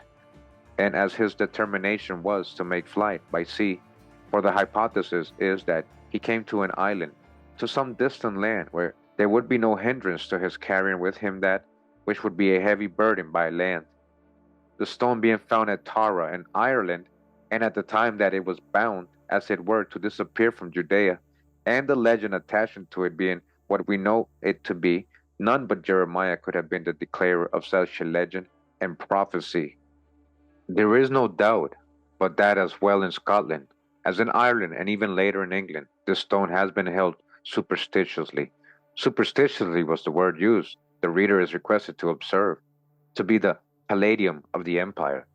It was further said there was no necessity that it should be the identical stone on which the patriarch slept. It is the legend attached to this stone with its Hebrew name that identifies it with Hebrew life and constitutes its value, whether it be the real stone or a consecrated substitute, commemorative of what may have been destroyed by the flames which consumed the temple. Liafel, the coronation stone of the United Kingdom, is called the Stone of Destiny, for it was destined for it that whosoever it should be placed, a prince of the Scuits race, should possess the sovereignty of the country, whence the prophetic rune has attached itself to it from some 2400 years since to this effect. Of the Irish Celtic, the literal translation runs thus. The exact date of the composition of this Irish Celtic rune is unknown. The story of the stone and the belief which gave rise to the distich must have preceded it. The historical fact may have been any time before the record was rhymed into perpetuity. The wondrous race, a noble tribe, unless prophets false predict, when they may find the stone of fate, empire there, they've the right to assume. This stone is called by the Irish and by the Scotch indifferently Liafel, the stone of destiny, but chiefly by the English Jacob's pillow. It owes its two former names to the circumstance of its being that which the last given name declares it, and as Jacob's pillow, it is also Jacob's pillar and pillar of witness. The popular Irish account given to this stone is, I believe, fairly stated by Keaton, page 201. Thus the Scots, meaning the Irish Celts, being persuaded that this stone possessed such power, Fergus the Great, son of Eochaidh, having subdued the kingdom of Scotland, that is, of Scotia Minor, Ireland, that now is being then Scotia Major, and being determined to have himself proclaimed king, sent an embassy to his brother Murtogh, son of Eochaidh, requesting him to send him this stone, that he might sit upon it at the time of his inauguration, whereupon the stone was sent to him, and he received the crown of Scotland, that is, of Scotia Minor, upon it. This prince, says Keating, was the first of the Scotic race who was styled King of Scotland, for though some of the Picts prior to the coronation of Fergus were styled Kings of Scotland, yet there was not one of them so independently king as not to be under the tribute to the kings of Ireland, example Scotia Major, from time to time, and especially down from the time of Heremon, son of Milesius, by whom the Picts were sent out of Leinster to settle in Scotland, to the reign of Fergus, as we will mention hereafter. As for the stone, they kept it for many successive ages, till at length it found its way to England, where it remains to this day, under the throne on which the King of England is usually crowned, having been forcibly taken from the Abbey of Scone by Edward I, so that the prediction respecting the stone has been verified in our present King Charles and his father James, whose descent is of the Scottish race, since they were crowned kings of England upon this stone. At any rate, faithful or foolish, the instinct of the nation has, all through these 100 generations of living men, made it felt that Jacob's stone, so esteemed having been brought into the country, was a thing worth dying for in battle before they would let it go.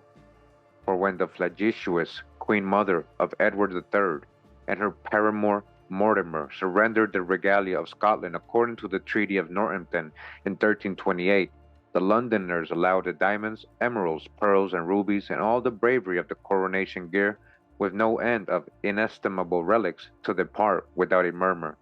But the ragdoll stone, oh, no, that they would have died for, and in earnest thereof, shown fight, the ermine traitors quailed before those sturdy forefathers of our gallant buffs, old and young, the 3rd and the 31st regiments of foot.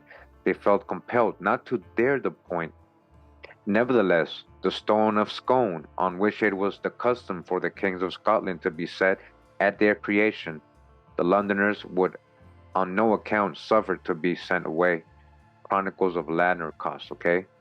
Hereby gladly also vindicating our ancestors from the slur cast upon them by the unreflecting, to show my fellow citizens, and to prove to them that this stone veritably is what the tradition concerning it alleges, is the reason that this is written, and to also show the faithful to Hawa and their country that though the intrinsic value of it not worth sixpence of the lawful coin of the realm, it is worth living for and dying for, if need be, as our people thought before us, the proof of which, when established, will open considerations and involve the adoption of measures of the gravest import to us all. Of such momentous consequence is the subject. What might be the result on the public mind and conduct, if a universal conviction were to obtain that Jeremiah, the prophet, did certainly bring to this country through Ireland this stone? Listen, what if everybody knew this?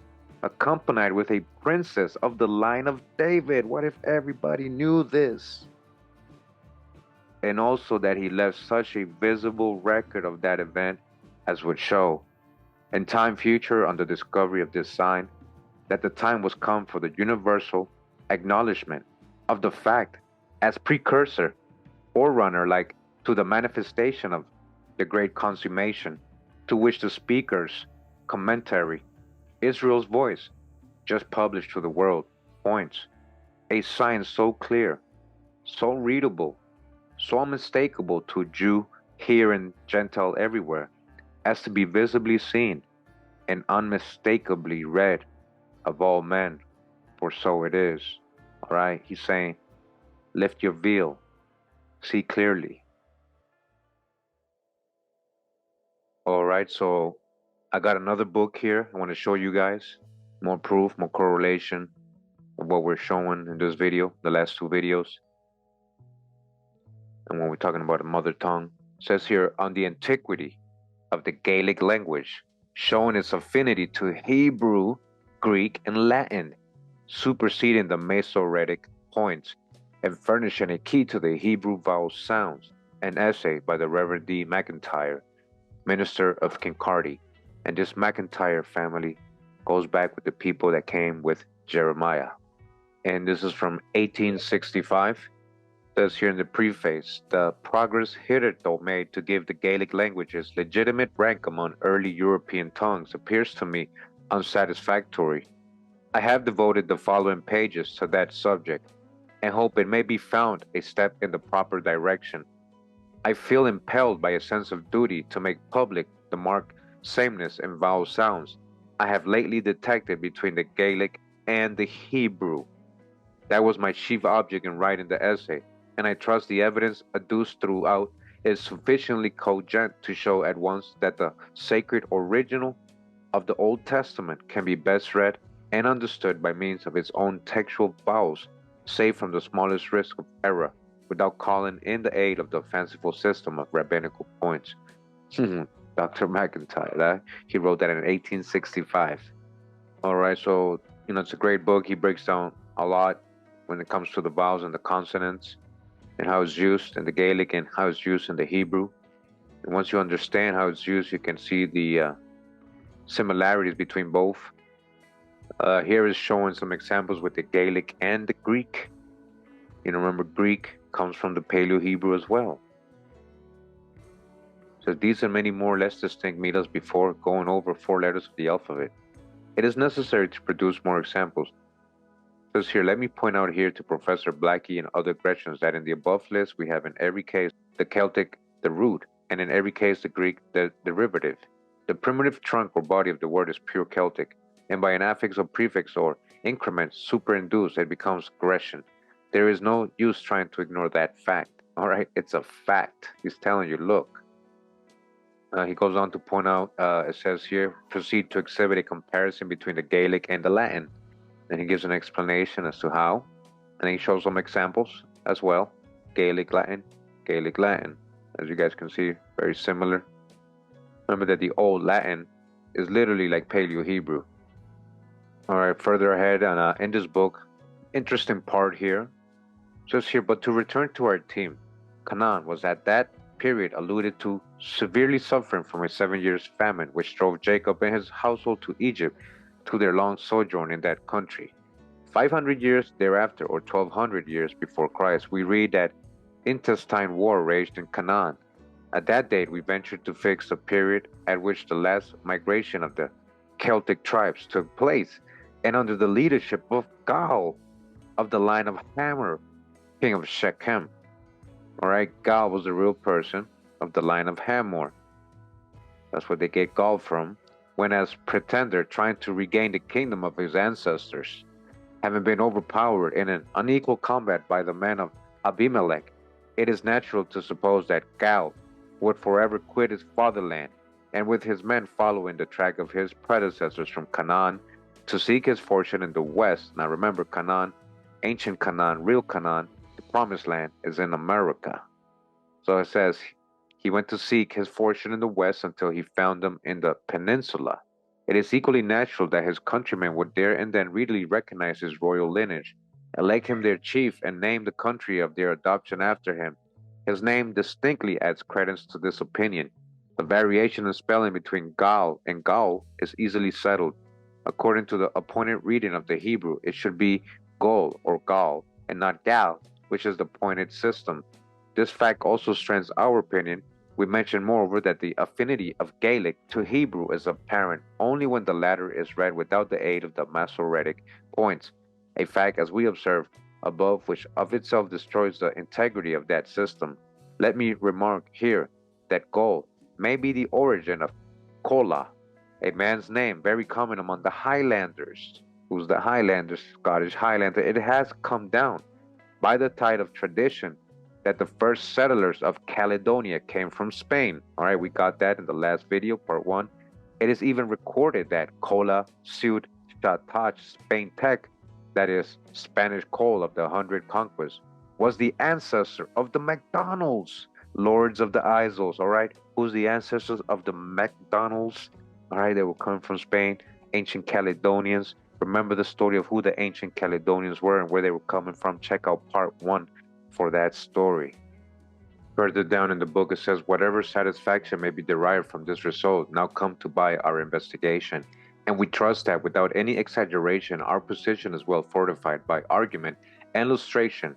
The point arrived at which pleases ourselves most is the one which resuscitates the Hebrew vowel sound by the aid of the Gaelic, the last surviving daughter of that venerable mother of all languages. All right, they're letting you know here, this book right here from 1865, regarding the affinity of the Gaelic with the Hebrew, that the Gaelic is the daughter of the mother tongue, which is Hebrew, so-called Hebrew, right? The original language. The audible living tones of that living tongue, whether echoed from the romantic glens of Caledonia, the green strath of Erin, or the metalliferous ridges of Wales, are the same and reverberate the same through the mountains of Judah, to awaken from her long slumbers that revered old parent, to let us once more hear in her own solemn tones the promise as Abraham received it in the law of Hawa, as Moses rehearsed it off the tables in the ears of Israel. The results thus arrived at, we repeat, is no ordinary satisfaction to us, and the claims of our language to consideration are obvious. It is still spoken by or preached to above 500,000 of loyal subjects throughout the highlands, and yet it stands unrecognized in any of our universities. Continuing further down, says, where in all the extent of human history is it known that the study of languages ever interfered with social progress? Yet there is not in our day a more favorite theory than do away with the Gaelic before you can improve the highlands. This slang is the doctrine of only shallow and selfish adventurers. It is so fragile in texture as really cannot bear an overhauling. We pass over it in pity and contempt. Did their native tongue ever hinder Highlanders in the height to which they rose as scholars, as colonists, as scientific men, and as soldiers? Until they can answer all these and similar questions by logic and grammar, we leave the sapient theorists and their dupes to their cogitations, assuring ourselves that the Gaelic language will not die out while Hebrew, Greek, and Latin are written and known, while the Gael or his descendants inhabits any part of the globe, or while dwells in highland hearts the native chivalry of Tirnam ben Nan Glen and Nan Geishgish. This book is called Judah's Scepter and Joseph's Birthright. So just real quick, chapter 4 of part 3. It says here, Dan the Serpent's Trail, and it's a whole chapter on Dan, where he started off, where he ended up in Asia and Europe, and then eventually in Ireland and his role, in all this. We're not going to go through all the part because we got the Danite videos already. If you haven't checked out my Danite videos and all the history of that, because they're going to repeat all this, we're going to get to a specific part. So Belly Flop right here says, for the people who are known by all historians to have been the first settlers of Ireland are called Tuatha De Canaan, which literally means the tribe of Dan. These Danans of Ireland correspond to the Danaoi of the Greeks and the Latin Danaus and the Hebrew Dan, okay? Again, check out my Danite videos.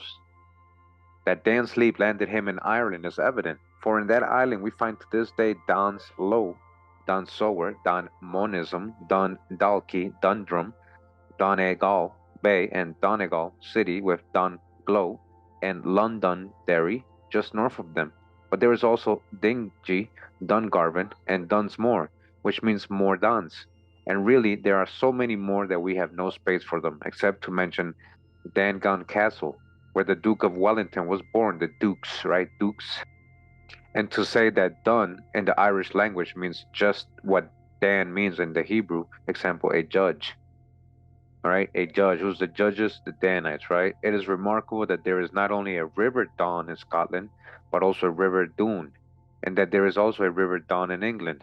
Also that these countries are as full of Dans, Dons, and Duns as Ireland, for in them are not only such names as Dundee, Dunkirk, Dunbar, Dunraven, and many others, but the name of Dan, the son of Jacob, son of Isaac, son of Abraham, lies buried in the name of their capital cities, example, Edinburgh and London. Surely Dan has deigned or judged among his people, and thus fulfilled the sure word of prophecy. We are told that in the days of Solomon, every 3 years came ships of Tarshish. Okay, remember in part 1, we read the other book talking about that Tarshish resembles a lot of the British Isles when it came down to commerce and the trade they had with metal all over the world from Tarshish. 860 years before Christ, we are told that Jonah went to Joppa, a seaport within the borders of Dan, and found a ship going to Tarshish, and that he took passage in it to go to Tarshish from the presence of Hawa. Just how long the ships of Palestinian seaports had been replenishing or colonized in the Isles, even before the Assyrian captivity of the 10 tribes, is not known, but historians place the time as early as 900 BC. All right, so they're saying that's how long possible Hebrew or Israelites have been going to Ireland before Jeremiah got there with the king's daughters, or Zedekiah's daughters of the line of Judah and David. So this gives abundant time for some prince of the Zarah branch, remember the brothers line of Judah's family, to have preceded Israel to the Isles and to have had a large colony even before the birthright went to Assyria, an event which did not occur until 721 BC.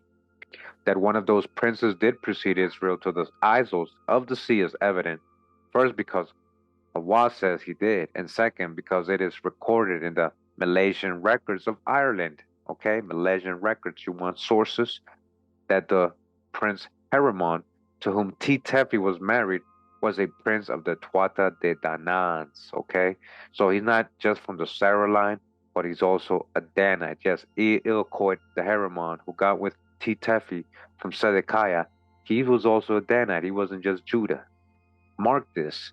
If that prince was a prince of the tribe of Dan, and authentic history declares he was, then he was a prince of the family of Judah. for there can be no prince of Dan other than a prince of the royal family of his race. Okay, so you remember, you got to be Judah to be able to be a king. The scepter will always be with Judah. So he's saying, so even if he's Danite, he has to be of the family of Judah. And that family has but one fountainhead. Example, Judah, the fourth son of Jacob, and Leah, to whom pertains the scepter blessing. But this rule seems to have worked both ways, for the family and sign of Judah is a lion. And since one of his whelps, young lion, went to the northwest Isles with Dan, again, with Dan, one important thing we're learning is that out of the Israelite tribes, not all of them were seafarers. Some of them were. Dan, I believe Zebulun was, and another one. There's a couple of them. And so when these Israelites, a lot of them who weren't seafarers, they were going with Dan always, just like Jeremiah and the king's daughters, they ended up going with Danites. Those were the seafarers that brought them to these places. So again, they're saying a young lion went to the northwest Isles with Dan. As a matter of course, the ensign of his family, the royal family, went with him. Thus, it became associated with the Tuatha De Canaan, the tribe of Dan, and in time found its way into their national seal. See the accompanying cut. So this is the image she's talking about right here, okay? And that's the lion. And you've seen this in a lot of family crests, right? It's almost like the lion that looks like a dragon.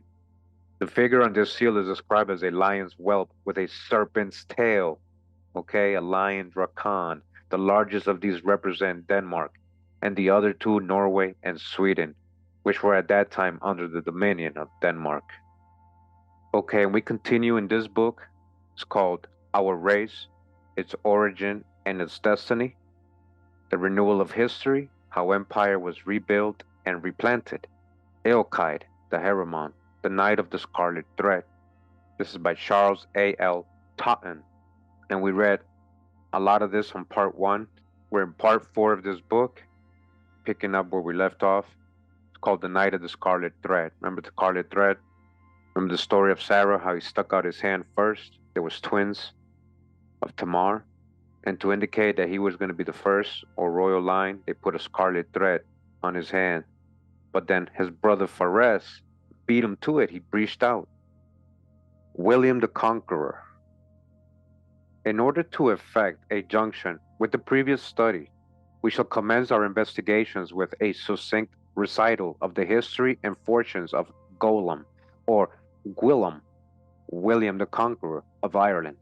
He is usually known as Milesius, the soldier of Spain. Miles Hispania was born circa 3352 BC and was the son of Bile, the son of Brogan. He was thus the nephew of Taite, the famous Mileso Danan queen. Okay, Danan queen, Milesian from the Zarah line, and she's also Danite. So remember, that's what I was saying. The Zarah king that they married Tephi with wasn't just Zarah, but he was also Danite, a lot of Danite blood. In fact, Eochaidh in a lot of books is referred to as a Danite instead of the Scarlet Thread. So they know these people's genealogy. A fact that's already noted, which bears out the close commercial and dynastic intercourse, which existed between two countries long before the Milesian conquest of arms. What other children were born to Billy? We are not told, but this son, Olam, cuts a most conspicuous figure in our annals, O Ollam. This young hero greatly distinguished himself in feats of arms and many campaigns he made with his uncles. His education was very thorough, and at the age of 18 he entered the army. It was in the Navy, however, for in fact the two services among these maritime people were combined, that his chief laurels were won. All right, so he was in the Navy. He was seafaring. For 12 years, he was engaged in the most active adventures in Spanish and more northern quarters, and his fleets carried subjection along the Formorian and Danish coast. So Milesius, or William the Conqueror, right, or Olam, he actually traveled a lot. He was a seafarer. He was going to many different locations, visiting different cities, ports. Says here, adventures in Egypt. From Phoenicia, he proceeded to Egypt and offered his services to Pharaoh. Remember, he was here in America, then to Mary, whose country had been assailed on every side by different invaders, but particularly by the Ethiopians. As the highest mark of gratitude, and approbation, Pharaoh gave him to wife his daughter Scotia. Listen to this. This is where we get the story of the Egyptian Scotia. The name of Scotland, they're saying, Scotia. He was such a great warrior, general, a lot of respect. He was in Egypt, the seafarer. And as it says here, as the highest mark of gratitude and approbation, Pharaoh gave him to wife his daughter Scotia. His Scythian wife, Gang, had died before he left Phoenicia. All right, so he had a Scythian wife, meaning a daughter of Isaac. And this Egyptian princess was called Scota or Scotia for the same reason that the original Scota of the days of Neo had received it. It was in fact as familiar a family name in Egypt, Phoenicia, and Palestine as it was in Western Tarshish. Okay, Scotia, that was a popular name, all right, with the old world. By her, Scotia or Scota, he had two sons born in Egypt, Heber, Theon, and Amherging. All right, so I hope you guys following along. This William the Conqueror, who's Milesius, got with Pharaoh's daughter Scotia, and through him he had two sons. So the story continues. It says he leaves Egypt, right? He goes down the so-called now into the Mediterranean. What we talking about? The Gulf of Mexico. And proceeded first to trace both Greece and Asia Minor, for tradition traces him at this time to the region of Troy. I remember Troy was settled by Zarah, Darda, as well as to the Caspian borders, probably the eastern end of the Black Sea, where the rich and famous Danaan colonies, where the Danite colonies of Colchis had formerly flourished. Okay? Danites were already there. Check out my Danite video. We went over that. Who was originally in these areas? Seafaring people invading. Those are the Danites. He was evidently searching the ancestral records and verifying the prophecy as to empire which pertained unto his race where he landed. So after his travels, he came back to the British Isles. It says here, arriving in due course at the kingdom of the Picts, formerly called Albania, now Scotland, he landed and plundered the country, carrying the booty on board his ships. His next step was to form an alliance of friendship with Fiacha, the ruling monarch of Ireland, and to be attracted by the charms of Miriam, the daughter of Eochaidh, Magrim, the son of Karmada, the son of Eochaidh, the son of Eochaidh, who was the brother of the elder Perez. All right, so he was trying to hook up with this princess right here, Miriam, literally Miriam. So then it says he left these lands. He ended up in Spain, arriving at the Biscayan Spain. Early in this third year, 3396 BC, he married Miriam, the Irish princess, whose beauty had attracted his attention on the occasion of his late successful naval enterprise. All right, so he eventually got with this Miriam. And from there, guys, that's where we get Eochaidh the Heremon, right? The guy who married Queen Tephi of the line of Judah from Perez, of the line of David, the daughter of Zedekiah. Eochaidh the Heremon, or Heremon as is generally called, was the fruit of this marriage and was born at the beginning of the next year. 3 years later, Bili died at an advanced age, and the kingdom then devolved upon Milesius. This was the year 3400, from which his reign extended just 30 years and closely synchronizes with that of the three sons of Karmada in Ireland. To the Egyptian side of the family, and for that matter to the Phoenician, the exodus, or rather Anabasis, of the Danaan queen and her son was a relief, and they improved this decade, for it was not final as they fondly hoped. In the meantime, for the prince himself, it was a most important era. His mother name, as we have intimated, was the equivalent of Miriam or Mary, just like I said earlier. She was not only a pure descendant of the Tuatha De Canaan, all right, pure descendant of the Tuatha De Canaan, but was strangely impressed with a presentiment that somehow in her line, in due time, would become extinct. It was long before the battle of Invercolpi, Drogheda, and although she never lived to be the last surviving child and heir of the old Arri Macgrami, son of the sun, nevertheless, in subtle premonition of what the fates had yet in store, the constant tenor of her private converse with Eochaidh was the impending downfall of her house. So real quick, just want to emphasize, remember, so his dad, Milesius, had some Danite blood. And then his mom is a direct descendant of the Tuatha De Canaan, ancient. So there was, remember, many waves of Danites going into Ireland. So Eochaidh does carry Sarah, Judah's blood, but he's, again, has a lot of Danite blood. So again, through this marriage of his dad and his mom, Miriam, there's a Milesian and Danan or Danan union. As a matter of fact, the union had resulted in naught but good, and the queen's life had its full share of women's joys, nor was it stripped of a far grander mission, of which she acquitted herself supremely well. To Miriam's perception, in spite of the Danan throne, the Milesian conquest of her native land was an accomplished fact. Commerce had already won the issue. We can point out parallels today, which, like that of Ireland in that early age, are simply waiting acknowledgement, not necessarily the stroke of passion arms. All right, so a little background to his parents, Eochaidh. Remember, this is the guy who married Queen Tephi. There's a lot of history with his line. We're seeing in this video and part one. But Most High chose him. This is what Most High made happen. This is the person who married Queen Tephi, the daughter of Zedekiah, to keep the line of David going.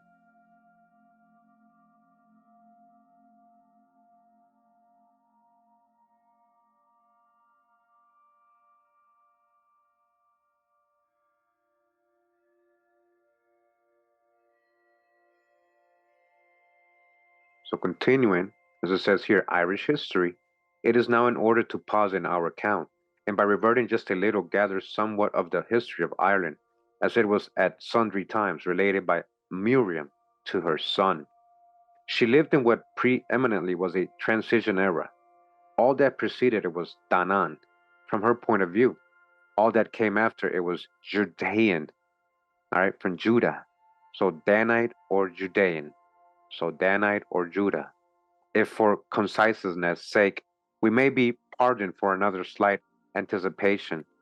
And Eochaidh, her Milesian son of Zarah, all right, Zarah, son of Judah, this change had the crimson thread of its vital inception, and in his own children blessed with yet newer royal motherhood through the daughter of David, and crowned with the full regalia of Perez's house. It was complete, all right, the daughter of David. All right, guys, a lot of people got mad at me in my first video because they're saying, how can you say the male heirs of Judah all die? I'm not saying they all die. I'm talking about Zedekiah's and from the line of Perez. Yeah, Nebuchadnezzar killed all the males. That's just scripture. Don't argue with me. And you guys can see it didn't really end. Most High saved it. He did it his way. Again, so Miriam is so happy now that her son, a son of Sarah, and Danan married the daughter of David and crowned with the full regalia of Perez's house. It was complete. But Miriam, continuing the book, Judah's Scepter and Joseph's Birthright, an analysis of the prophecies of Scripture in regard to the royal family of Judah and the many nations of Israel. It says here, chapter 5, Israel and the Isles. Says, we have brought you through this group of words to show that Ish in Hebrew means a man. Ish. Now take the Hebrew word, which is translated covenant, which in its original form has no vowel, but which in its anglicized form retains the vowel I to preserve the Y sound. And we have brith, which joined with ish is brith-ish, all right? Brith-ish, covenant man, and means a covenant man. Today, the British people, or men of the covenant, all right, are called Britons and are dwelling in the British Isles. That's what British means, guys, okay? And it's Hebrew and means a covenant man, or the people of the covenant. We are told that the people of Wales called themselves in ancient Welsh Brith or Briton, or Briths of Briton, which means the covenanters of the land of the covenant. The first form of this phrase is almost vernacular Hebrew. It is also unmistakably recorded in British history that the earliest settlers in Wales and southern England were called Simoni, okay, from Simeon, the tribe of Simeon, okay. So these are future videos when we start emphasizing on each particular tribe and nation and where they went, their trajectory, who they could have been in history. And as you guys can see here, little preview The earliest settlers of Wales, right, of the Welsh were the Simoni from the tribe of Simeon. They came by the way of the sea in the year 720 BC. At this time, there was the greatest influx of the Tuatha De Canaan to Ireland. All right, so I just want to mention, I remember the Simeon also seafaring tribe. And this synchronizes with the deportation of the Israelites of the Commonwealth of Ephraim to Assyria and the flight of Dan and Simeon from the seaports and coast country of the Palestine. So remember that Dan and Simeon bounced on their brothers when the Assyrians took them captured. This is real history, real people. That Simoni is the plural of Simeon. We need scarcely mention, okay? We continue in the book Judah's Scepter and Joseph's Birthright in chapter 7 of part 3. It says here, starting Scarlet. Remember the Scarlet Thread, they're talking about Sarah and his line. And they're going to try to go ahead and tell you who Eochaidh, Heremon, is. You know, the guy who married the daughter of Zedekiah to continue the scepter, the line, the royalty, to keep it going.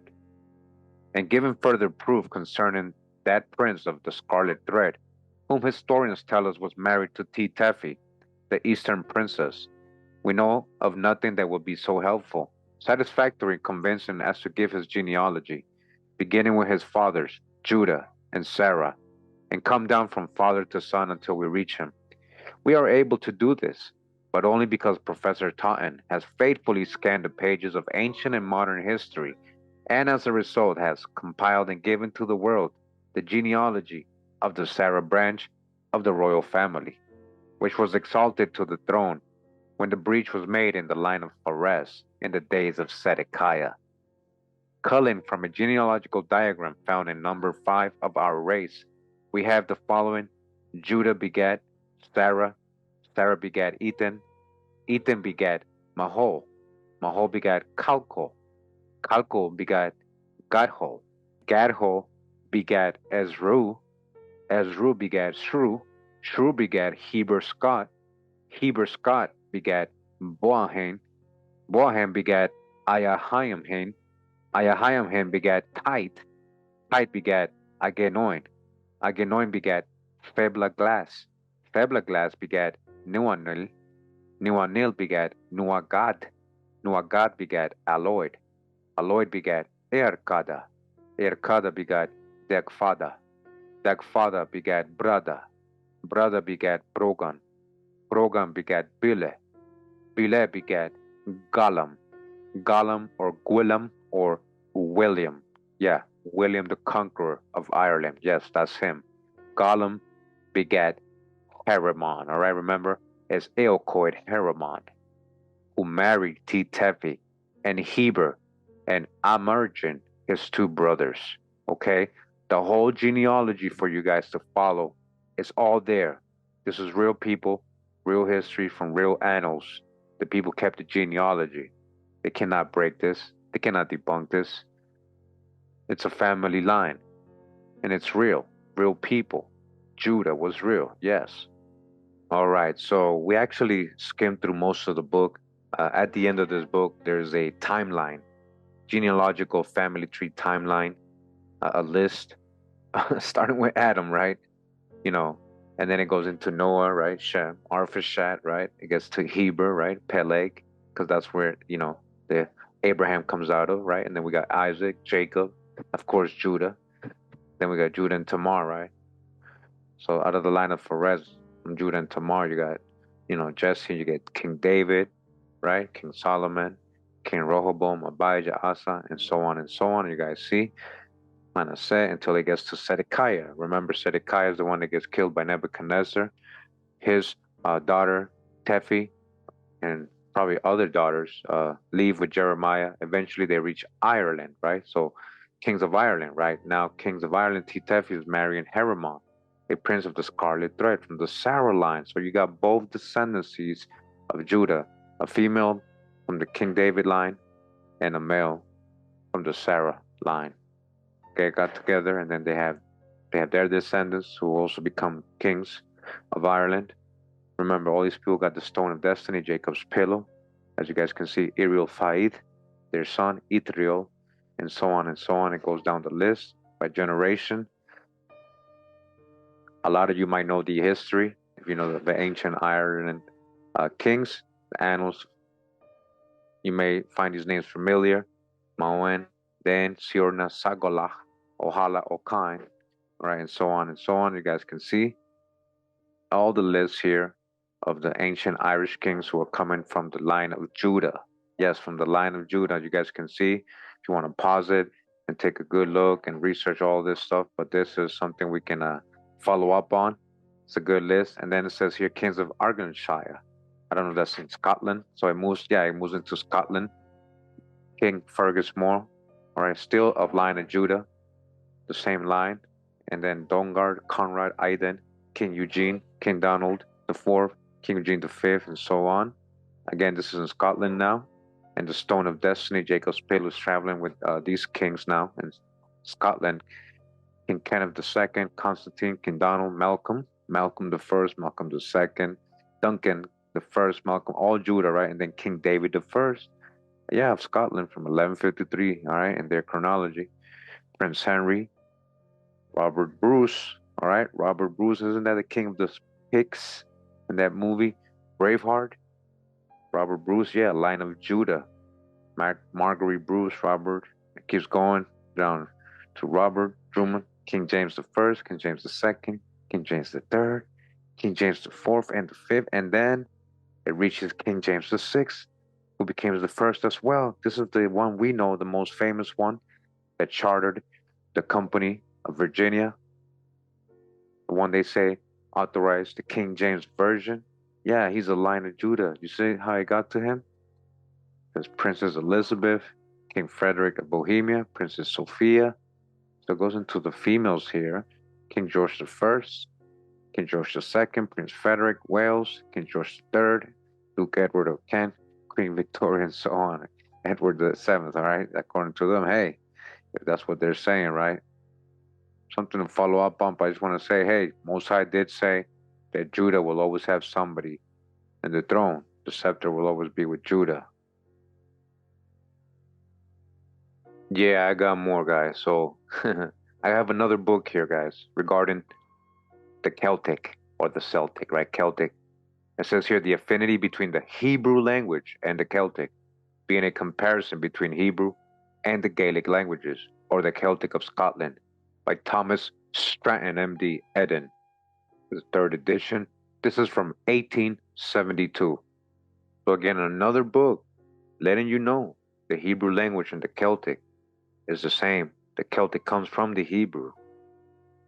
The affinity between the Hebrew and the Celtic.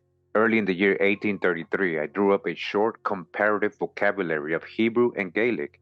In 1840, this was printed at the end of my comparative Greek and Gaelic vocabulary.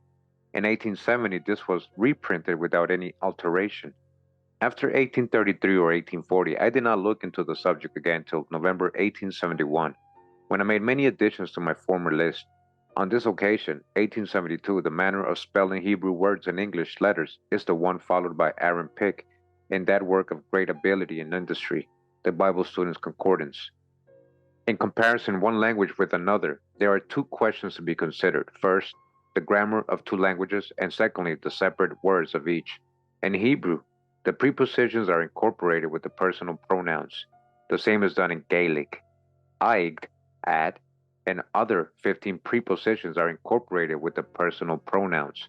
This was pointed out by Stewart in his Gaelic grammar.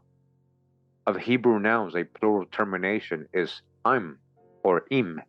This is like the Gaelic mo, more. After 1833 or 1840, I did not look into the subject again until November 1871. After a few days, I made a discovery that gave me a key to word analogies I had not previously noticed. I found that after taking away the first part of a Hebrew word, the next syllable or the next two syllables resemble a word in Gaelic. All right, you see how he's breaking it down? In this word dissection, there is taken away either an initial vowel or an initial vowel sound or an initial consonant or an initial consonant followed by a vowel sound. There are about 452 Hebrew words which after being treated in this way, are like Gaelic words. Under the letter Aleph, there are 39 words. Under Beth, 8. Under Gimel, 14. Under Daleth, 12. All right, so he's finding, sounds and words with each letter of the Hebrew alphabet or alphabet, right, or letters, pictorial writing. In this comparison of Hebrew with the Celtic, only one branch of the Celtic is referred to, namely the Gaelic, now spoken in the Highlands and Western Isles of Scotland. The words quoted may be found in the Gaelic dictionary by MacLeod and Dewar. Any remarks here about the Gaelic or Scoto, Celtic, Scoto, Scata, Scate, Saka, Sak, sons of Isaac, apply equally to the Irish language and to the Manx by referring to the Welsh, Cornish, or Armoric, right? Armoric. It is likely that other proofs of Hebrew Celtic linguistic kinship would be found, as words which one Celtic dialect may have lost may be preserved in another. So basically, he's going to go through each letter of the Hebrew, right, writing. So right here, he has some examples of what he's talking about. Says here, first group, Hebrew words beginning with a vowel, or a vowel sound in Gaelic, words beginning with a vowel. Says here, ale, God, compared with Gaelic, ailt, high. All right? So, go through it real quick. Olaf, to teach. Olam, a learned person. Remember, Ollam Fodla, Jeremiah. So there you go. That's a Hebrew word. It's what we were reading in the other books. Some more examples. Again, you guys can pause it and take a look at it yourself. I just wanted to show you guys. Look, there's books talking about this. They never told us this stuff. They just want us to think pagan, but they hiding the truth about the mother tongue. Where are these people coming from? Canaan, ancient America. What is the connection with the British Isles and the Americas? We've already had so much videos talking about this in different ways. Who were the ancient navigators? Who's the so-called Phoenicians? Who's the Danites? Who got kicked out of Canaan by Joshua? It's a lot of connections here. Of course, the Celtic is Hebrew. We got a bunch of Israelites and Hebrews or so-called Phoenicians settling these isles.